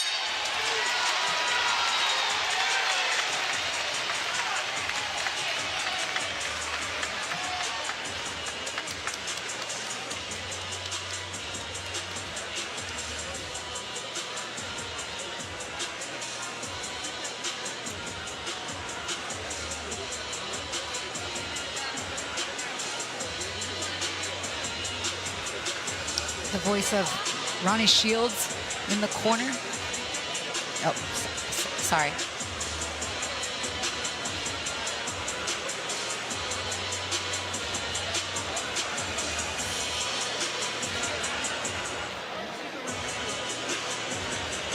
Some nice right hands from Mielnicki tonight, both high and low. There was that nice pull counter to the counter. Getting that timing and rhythm. There's another right hand, gets his head offline. Perfect execution against the southpaw there. And I was saying about Huerta, who by the numbers is a puncher, but a lot of times punchers don't hit the same when they're going backwards. He's fighting off that back foot. From the video that I've seen, Huerta was always moving forward, being aggressive. Huerta's first fight here in the U.S. All of his previous fights have been staged in Mexico. He's really only facing the 4th opponent that's had a winning record, so that answers some of the questions as far as those KOs go. But he did have 13 knockouts in his first 16 fights. It does look like he does have some quick hands, does Huerta. But Mielnicki really dialed in, seeing everything coming and responding properly.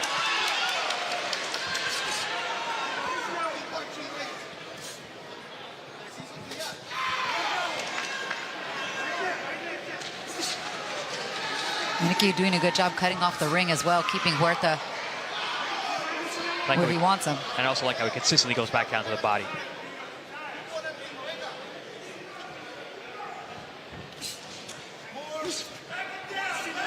A stutter step jab there. The pressure. I don't know if Huerta's going to be able to have any success on the. He stays on the back foot. At a certain point, he's going to have to start holding his ground and trying to respond with some counters to what Mielnicki's doing. Sort of offset the confident pressure that Mielnicki has going right now for him. Also, Huerta's making a mistake. He's only countering with 1. Mielnicki's being able to counter the counter consistently. Yeah, and Mielnicki, again, using those subtle feints to both freeze Huerta and also use him as a disguise to close the gap. Because he's closing, he's taking steps in as he's feinting. Mielnicki coming off a 9th round TKO against Samuel Moma. That was for the WBC vacant global title in Riyadh, Saudi Arabia. Building some nice momentum here, as he was very confident in the call when we talked to him at this weight with his nutritionist. Ready to make a splash here tonight. So far, so good. Living up to everything he was saying. Yep. You know, he said he's ready for the big step. He's ready for the world-class fights. He's looking extremely sharp and disciplined here. And even you said in the open, it's important how he wins tonight. Yes. So far, so good. A very fundamental performance through almost 2 rounds here. And he's also keeping in mind the subtleties of being first and last.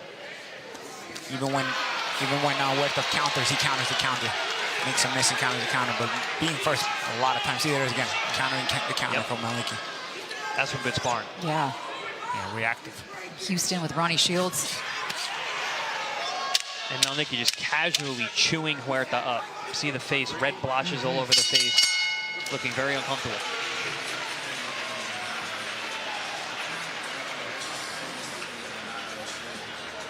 Profundo, fíjate, hielo, hielo. Recárgate. Profundo, profundo. Respira hondo. Profundo, profundo, profundo. Bien.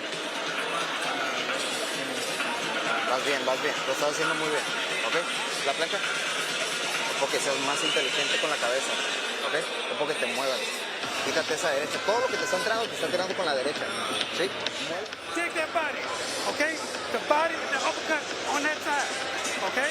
Everything got to be on the strong side. All right? You're looking good, son. Just keep boxing like you're boxing, but when you get this guy on the ropes, I want you to throw combinations, all right? More than one.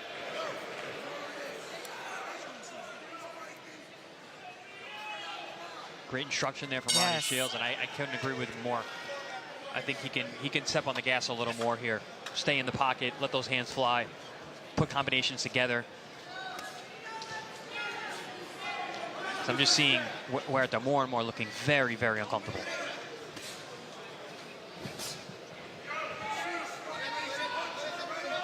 See, Huerta's blinking a lot. I think one of those shots ever since the beginning, nose. right? Yeah, I think it was the right hand early on. Clipped the nose.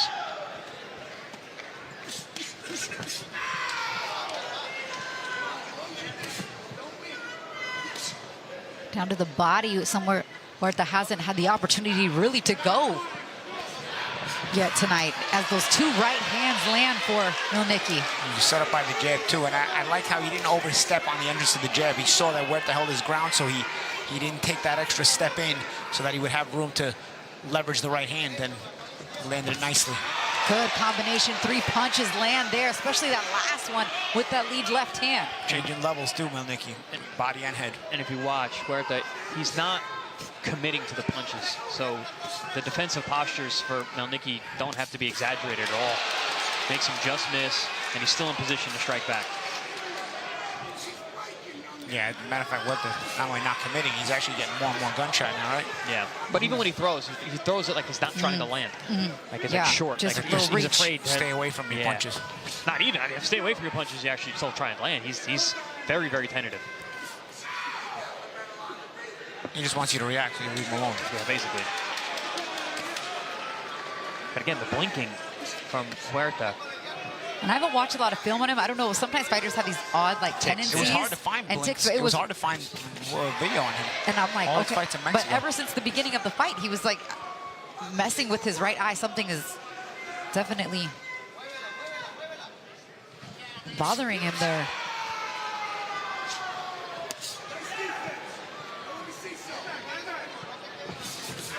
Yeah, Ronnie is yelling from the corner there. Right back, right back. He wants to put sustained pressure on Huerta and see how he deals with it.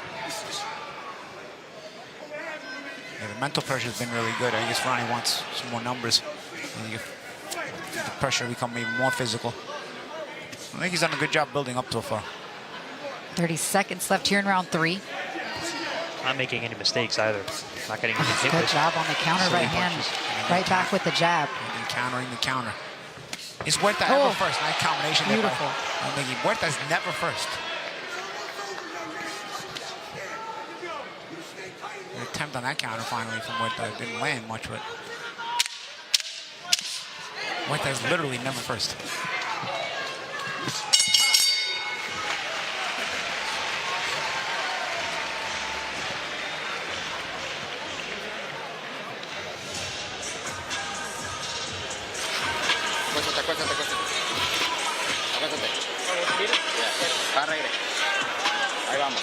Ahí la llevamos. ¿Cómo te sientes? Háblame, dime. ¿Cómo te sientes? ¿Eh? Dime. ¿Seguro? ¿Estás pegando fuerte o qué? Ok. Ocupo que seas más seguro. 1, 2, el upper. So far, so good for Vito Mielnicki. I mean, whatever he throws, he's been able to land for the most part, whether it's been a jab, an uppercut, a hook. He's landing coming and going. You know, he's able to counter the counters. You know, he's Exactly what coming Paulie off the said, yeah. jab. Very, very good sustained mental pressure. But I do agree with Ronnie Shields. I think a little more physical pressure, a little more pressure in terms of combinations back to back to back, and to see how Huerta deals with that. Because at this point, he's completely shut him down. Well, there's Huerta being first.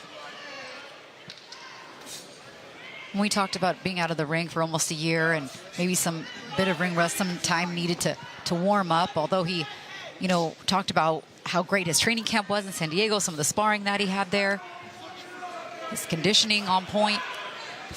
We got to see him like that, at least, Paulie, more of what you asked for. He's being first a little more this round, at least, instead of not in the other 3 rounds, ever. Really. Let's see, he's still fighting in retreat. It's hard to be first when you're fighting in retreat all the time. But at least he's fighting back a little more here. Good right hand to the body there on the inside from Huerta. It's always a tricky shot from the southpaw, that right hook to the body.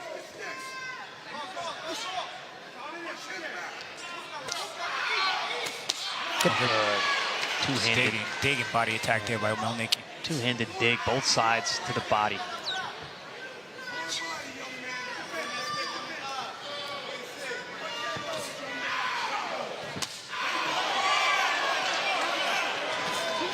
Big breath in from Huerta after that right hand.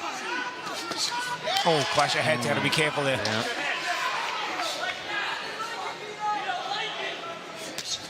Oh, counter timing just on point tonight with that, even with that left hand from Mielnicki Jr. And I think he's showing a very educated left hand, going to different heights, different punches in the repertoire. Yeah, I love that. And a sharp counter right hand there. That uppercut to the left hook to the body, same side. Beautiful combination. He is allowing Huerta to live, though. He's letting him escape out laterally. Single shots. He's driving a couple. You know what it is?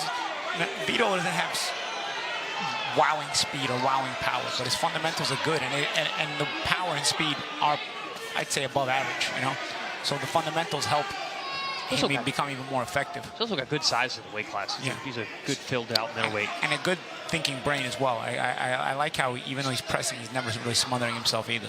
No, so, yeah, his range control has been very good. Understanding of range, yeah. So he's got a lot of good qualities there. And when put together, it can make him effective even at high levels. Which is why he's going up the ladder, getting closer to the world title shot, right? Body shot sneaks in for Huerta there, but a pretty dominant round once again for Vito Mielnicki. Better exchanges, though, here. But there's a little more offense, slightly from Huerta. Vito also starting to step on the gas a little bit more, too, here in the second half of this round.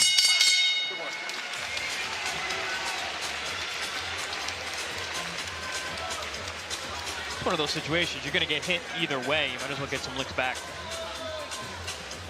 Because Huerta being defensive, he's just getting beat around the ring.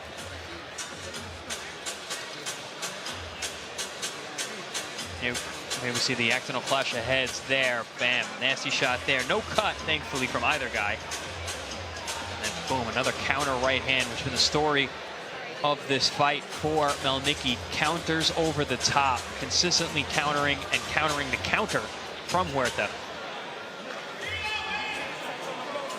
I need you to go both hands, but go straight punches first, and then you dig over here, okay? All right, let's go to work.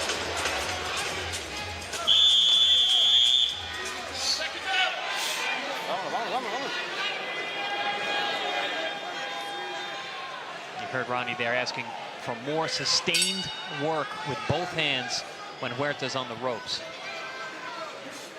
Round 5 of the scheduled 10-rounder. You put the combinations together a little better in the last round, like Ronnie Shields was asking him to. Now he wants him straight punches and then downstairs to the body.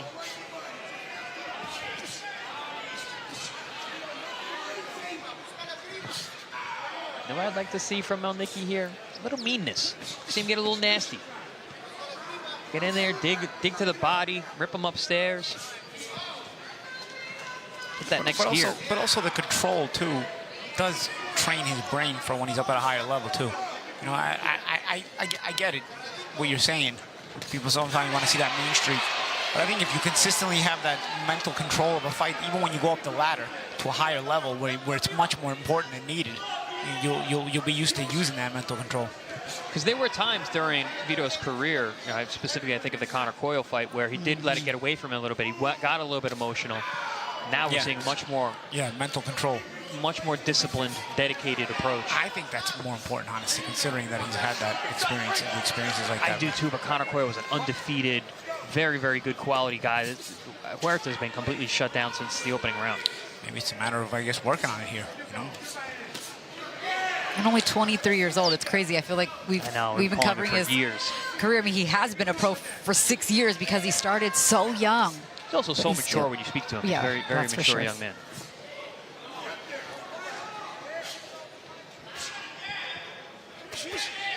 Nice little right, left hand there from Huerta. 1-2, right, left.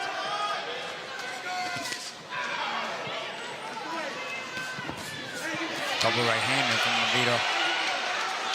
Showing a lot of tricks in the repertoire. Huerta's letting his hands get a little relaxed here. That was one thing I noticed right away from Huerta. He does have some pretty fast hands. He has a good left hand from Huerta. You know what I would like to see from Vito is maybe change of level. Not so much in his punches, because he changes levels with his punches nicely. Even the change of level with the looks he gives. Because he does attack from the same look all the time. So maybe that could change a little bit. Maybe drop it here and there, or maybe dip a little to the left or right. Just even the different looks act as feints in some ways.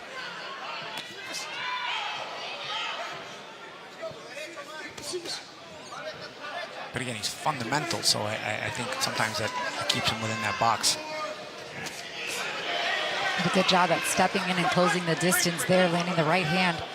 10 seconds left here in the round.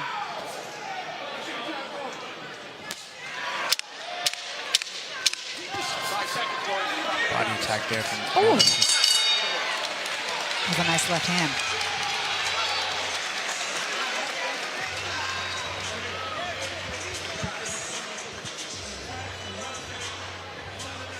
Okay? Look, you gotta keep using the jab, all right? As long as you got the jab in the face, he's scared of the right hands coming, okay? So you can't let him get set on that jab. I mean, on that left hand, okay? Don't give him an opportunity to sit down on that left hand. You gotta keep something in his face.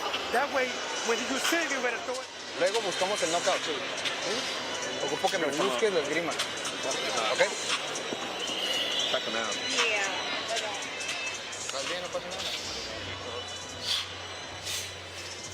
I was trying to get a good look at the right eye of Huerta, the eyelid. Little abrasion there, but nothing that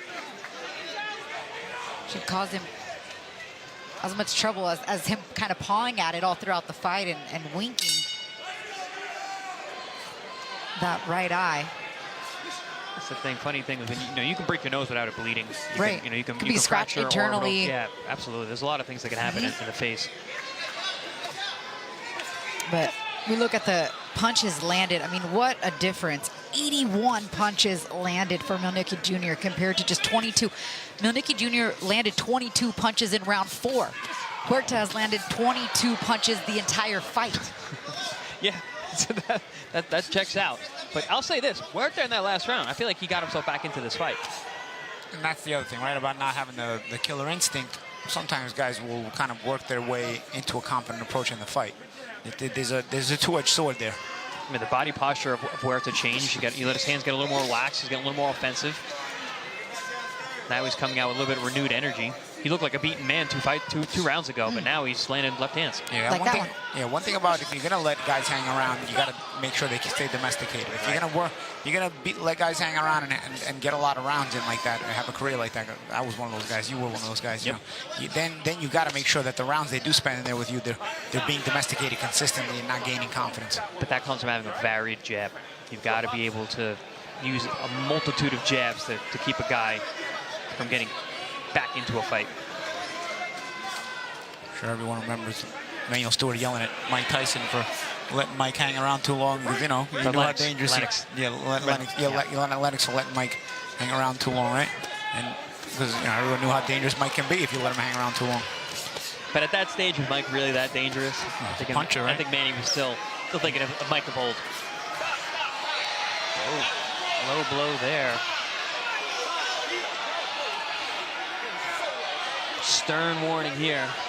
I didn't see that again, because was there holding going on from Huerta, or pushing down or anything like that? Or were they just exchanging?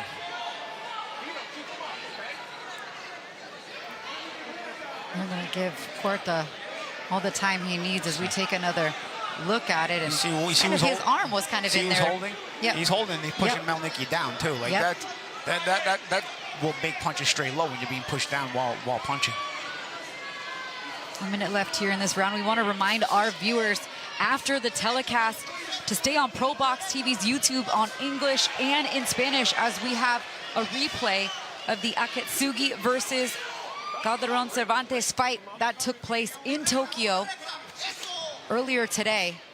You hear Paulie Malignaggi and Chris Algieri break it down. Ooh. Bonus coverage on our YouTube shortly after the conclusion of our main event here.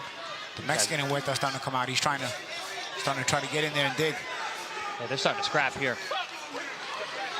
Some good opportunities from Mielnicki to land the right hand. This is also why, if you're not that kind of puncher, you don't bring out the killer instinct, because then you wake the Mexican guy up and he becomes a Mexican. And now you gotta. Huerta's become a Mexican. Now he fights like a Mexican, and now you gotta fight the rest of the fight. Instead of you could have cruised easily. Not that he hasn't been a Mexican, but no. He's starting to fight like one.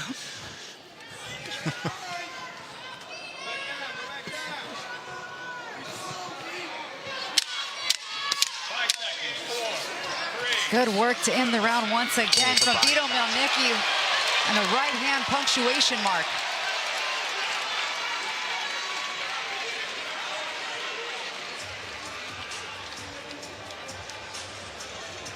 There's pieces of Huerta's trunks all over the ring. Yeah.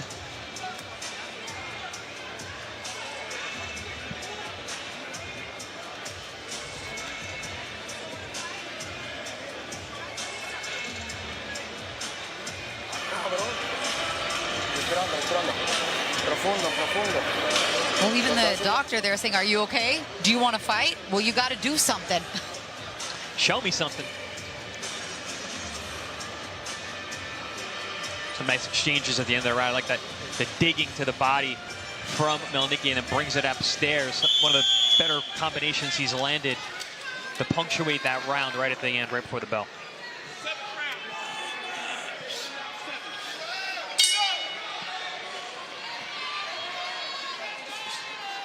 And this is where that how you win part of the discussion comes into play as we get to the later rounds here.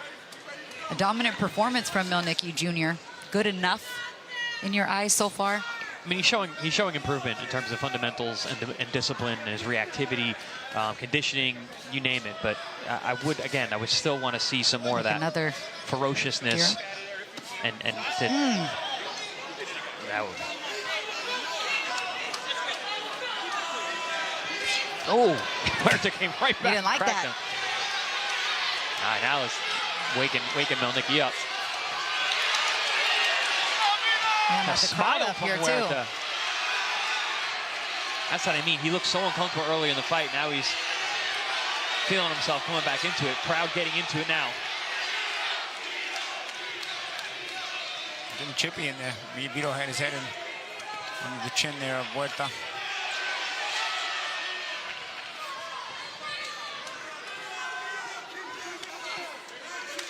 Good body work. Nice way to turn and land that right hand from Mielnicki, then right back down to the body. Again with the right hand. Nice shot there, right to the pit of the stomach. Huerta's tough, man. He's taking big shots upstairs and downstairs tonight. Mielnicki's lost his jab on the way in. Not that he needs it, because I guess they're going to agree to meet in the phone booth, but I still like to see Mielnicki jab his way in, because Huerta's able to cover up before Mielnicki gets there, so the openings aren't quite there. And so also, you shoot a jab, you maybe put him out of position and then shoot those shots on the inside. And also a guy like Huerta, if he can touch you, he'll stay in the fight. If they were on the outside, he's hitting nothing but air like he was in the first couple of rounds, he might not still be here. That's a good point. Right here, they're just going back and forth with body shots. Oh. Uppercuts.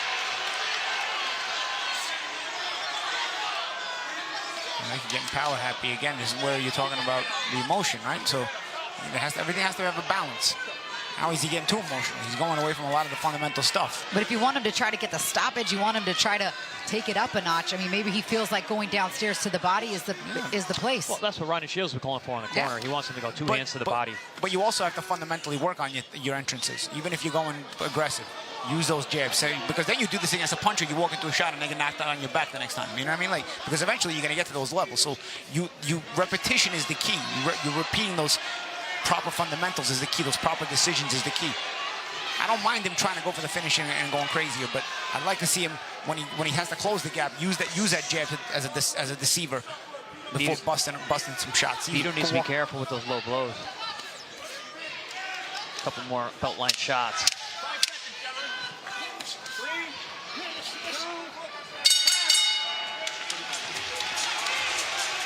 Degrading into a phone booth fight. I think Vito has seen that Huerta's level has dropped. He probably doesn't respect the power.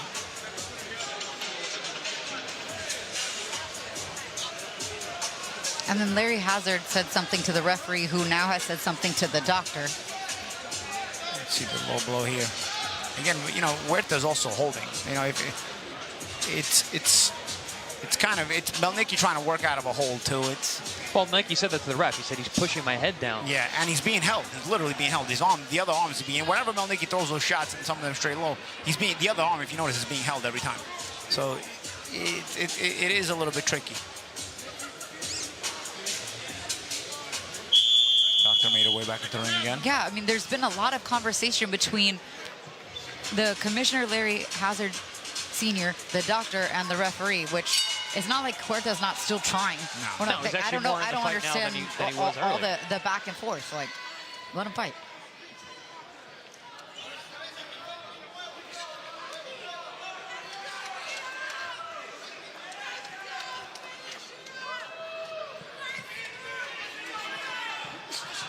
Good 1-2 from Huerta to start round 8.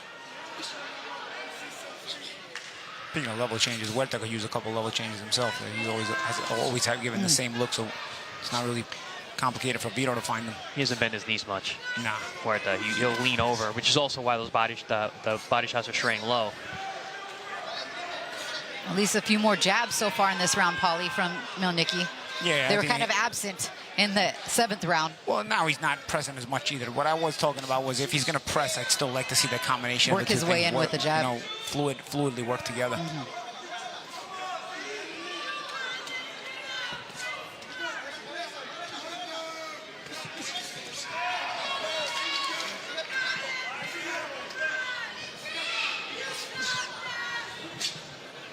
Couple jabs to the body for Huerta.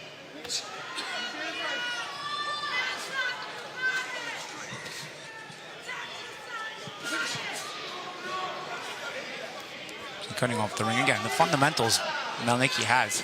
That's going to be important in his rise up the ladder as well if he's going to have success there. Because, like I said, he doesn't have the ultra blazing speed. Doesn't have the ultra power either. But I do think those things can be above average. Maybe the power could be average, but I think speed is probably above average. But fundamentally, he helps himself a little more by having those good fundamentals. And even with his footwork, you know, he doesn't smother himself when he walks in. He cuts off the ring pretty well when he's got to come forward. These are things that all come into play later. Good jab there by Huerta on the out. For the most part, though, Mielnicki also stays very reactive as he's approaching. Still moving his head. Yep. He's very systematic in the way that he's, you know, like you said, fundamental, working behind the fundamentals. Up, down. He looks like a solid pro at this point. You know, Yeah. he's 23, but he's been a pro for like 6 years. You know, so he's a developed, savvy pro at this point. And right now, although this round not fought in as close a quarters as the last round was, Huerta getting a few more shots in. It's still being dictated by However, Mielnicki wants to push or not push the fight. And this is, again, veteran intelligence as well. You're winning the round without having to burn as much energy. Vito basically took a round off here, and he's still winning the round. We see going back to that jab. The last 2 rounds he got away from it. Here he's been jabbing quite a bit.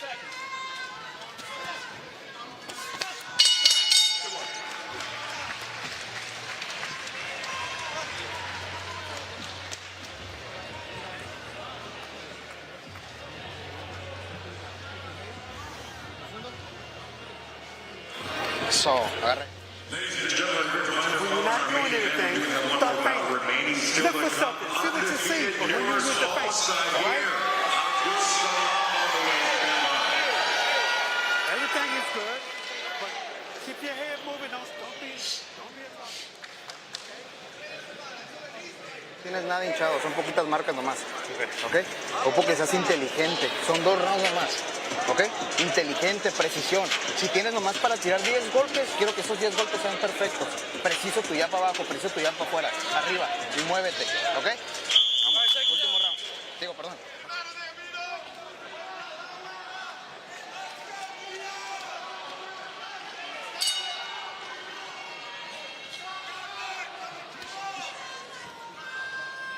Round 9 of the scheduled 10-rounder.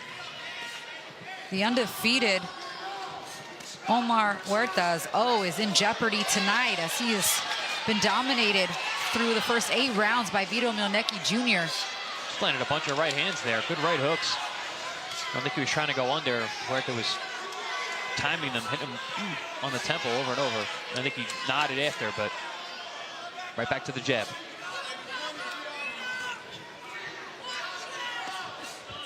Doubling up on the stick for Mielnicki Jr. Right back to it.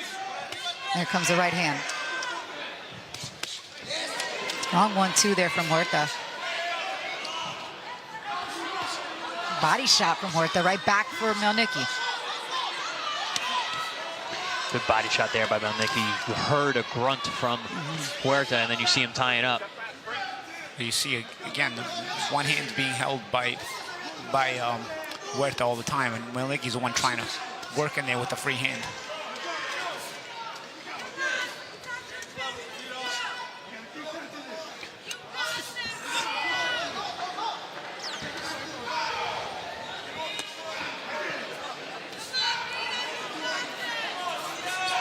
Working off the jab, lets the right hand go for Mielnicki.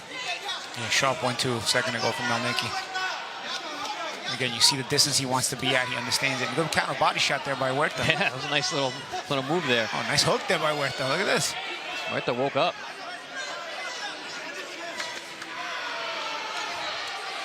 Yeah, those first 3 or 4 rounds, Huerta looked so uncomfortable. He's gotten himself back into this fight. That does remind you maybe something you'd like to see a little more from Mielnicki when he's stalking like this. Also, maybe some head movement. You know, some jabs and head movement. You know, he gets in. Bust up the rhythm a little bit. You can come forward and pressure behind head movement and jabs. I don't think he's worried about anything that's coming back. No, he's not. But what I'm saying is you want to still get into a situation, a rhythm where that becomes automatic to you, so that even in bigger fights you're not making those mistakes. Yeah, especially late in the fight.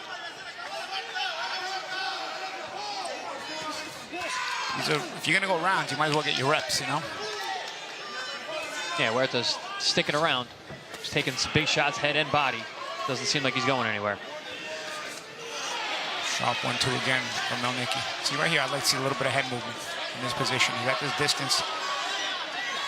He's in control, but you see, you can give a little bit of tick-tock there. They kind of did it there for a split smidgen. But then you got hit. You see, with the head movement, you avoid those things. And you also may create other openings. Huerta's alive every once in a while.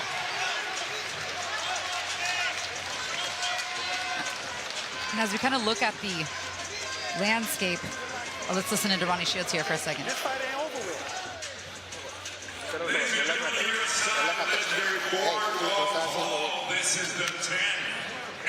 Huerta had a better round. Ran a good straight left there. Landed some good right hooks early in the round. Definitely woke up and got himself back into the fight. I don't think he's winning any of these rounds, but got a couple of moments. Back into the fight is a bit exaggerated, don't you? Well, I mean, I thought he was on his way out the door in the 4th round. So. Well, if you put it that way, one. He got one, guys.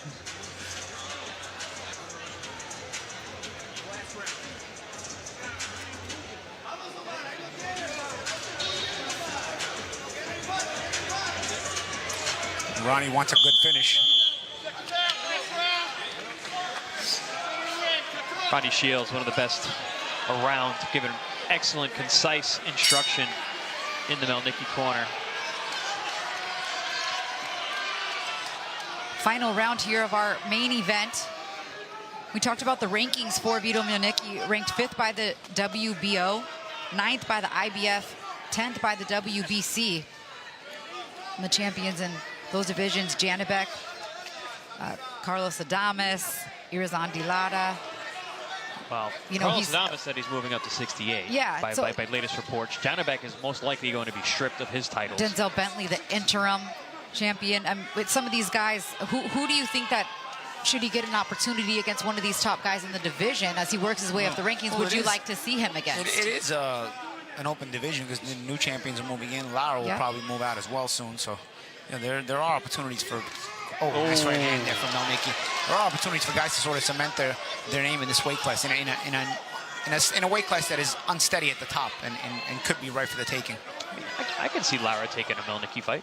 Yeah. What about somebody like Bentley, who just won the BO title, right? I mean, I don't think you have much of a choice. Bentley doesn't have a big profile. Makes sense if you've got the ranking. You got to watch out. There's Yoenli Hernandez is up there. Ramos Jr. is up there. Ramos Jr. is the interim for the WBC. Yeah. Troy Isley's close around him. Callum Walsh. No, it's 54. It was at 60. The Damas is with the ex-champion at 16. So that hasn't been claimed, right? I don't think he's moved up yet. He's just mentioned it. Yeah, he's still in the rankings right now at 160. Yeah, he would be the guy to beat at 160 if he sticks around.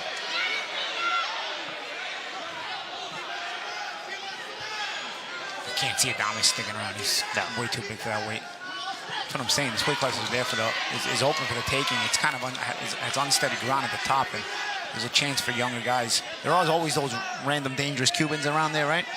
And 160 as well. Madrimov still 160. Chris Eubank Jr. Is he at 160? No, Madrimov's 54. Jesus Ramos. These are just the updated middleweight rankings as of today. I don't see Madrimov fighting at 60. Do you, champ? He's kind of small at 54. Yeah, he's kind of small at 54. Bohocek moved up to 60 because he's with Zuffa. Okay. Well, Zuffa we don't count there because that's what I mean. So you're taking even more talent out of the division. So. Yeah. But I guess with Bohocek, losing to Brandon Adams again, it was going to be hard to put himself back in the mix, right? Because he's dangerous, and now coming off that loss, really nobody would want to fight him. So good point. Maybe Zuffa would probably be the right choice for him. I mean, and they tried to sign Vito as well. He ended up signing with Samson. Boxing. He's on the verge of a title fight, though. And again, when you look at the landscape of the 160 division, there's an opportunity for him to step in. And that's what they want. That's exactly what they want. And a complete performance like this keeps him on that trajectory as this fight comes to an end. Very disciplined, fundamentals on display type of performance. Even last night's main event, no, was it Cote Sal? Is he 160 or no? Cote Sal last night? 54. 60, no, he hasn't made 60 yet. He was last night, I think it was 63 or 64. Okay. He's fought at 68.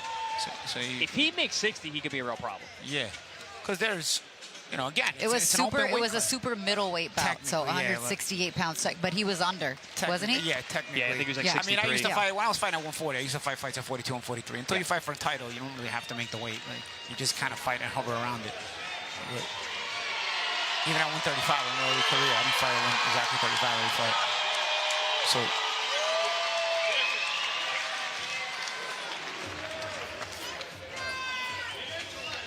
good fundamental performance from Vito Mielnicki. Solid jab, solid counter punching, very reactive early. Early on, he was punching first and last. I like that his use of the feints early in the fight. He got away from it a little bit as the fight went on. Maybe when you're tired, you start using less of some of those little subtle things like feints. But and they gave a chance for Huerta to work his way back into some of the rounds. I don't know if he won them, but he did some good work as well. Mielnicki, though, a very complete performance tonight.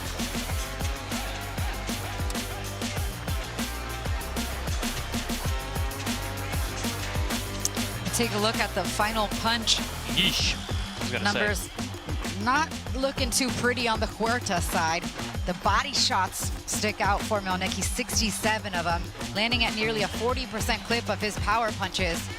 Landed almost 3 times as many total punches. Correct, 175 total punches landed for Mielnicki compared to just 60 from Huerta on the night.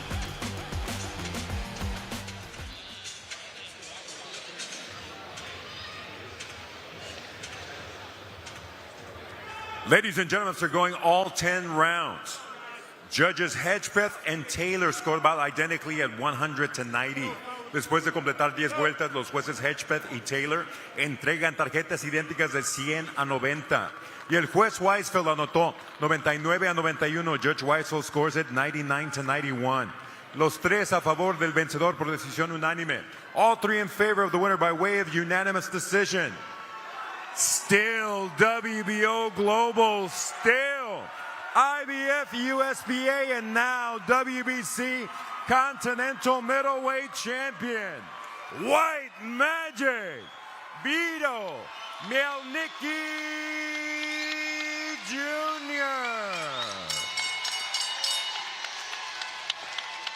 And he's done it unanimous on 2 of the judges' scorecards, 99-91 on the other. Yeah. Maybe that round 9.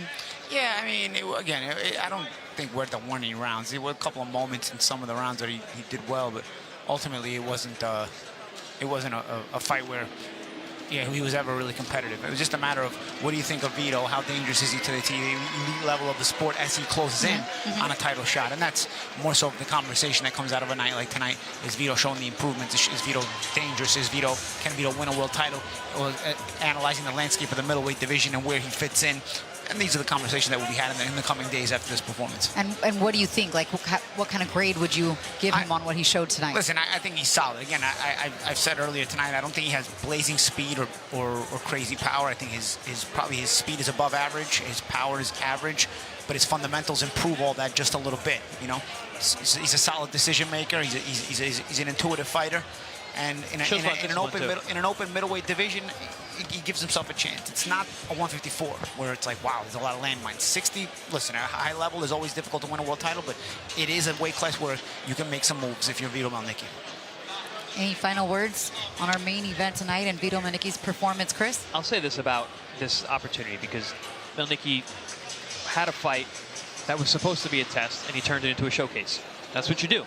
You know, like you said, champ, he doesn't have blazing speed, he's not the killer puncher, but he showed a tremendous amount of discipline and fundamentals tonight against a guy who was undefeated and trying. And again, on paper, this was supposed to be a test to deal with a puncher, but it turns itself into a showcase because of the skill set shown by Mielnicki. And when you're fundamental, that power and speed, it improves just a little bit. You know, even if you're not super fast or super powerful, it's just a little bit more difficult to deal with for the opponent. Technique can equal power. Yeah, exactly. Huerta suffers his first loss tonight. Now 15-1-1 as a pro. Vito Mielnicki improves to 23-1 with 13 knockouts. Don't forget also later tonight, shortly after the conclusion of this telecast, Katsuma Akatsugi's fight versus Jose Calderon from Japan. Our guys on the call of that one on ProBox TV's YouTube, both in English and Spanish. Stick around on YouTube. So stick around for that bonus coverage from that fight. Excellent fight. Yeah. It was a really entertaining fight. Also, let's talk about another excellent fight. Our fight coming up next on ProBox TV, May 1st. Senbentar Erdenbat versus Kobia Breedy. Great lightweight fight over in the DMV. ProBox TV alongside No Excuse Promotions. And fan-friendly, fan-favorite Francois Scarborough Jr. takes on Maxwell Montes in another step in the right direction for Francois, a guy who brings all the crowd, brings all the fun, and brings exhilarating fights. Entertaining fighter as well. For sure. That's going down Friday, May 1st. In Hanover, Maryland. So after back-to-back nights on a ProBox TV, our guys are going to get a little rest, and we'll see you May 1st on ProBox TV. For Lupe Contreras, our entire crew in the truck, Paulie Malignaggi, Chris Algieri, I'm Christina Poncher. We'll see you next time.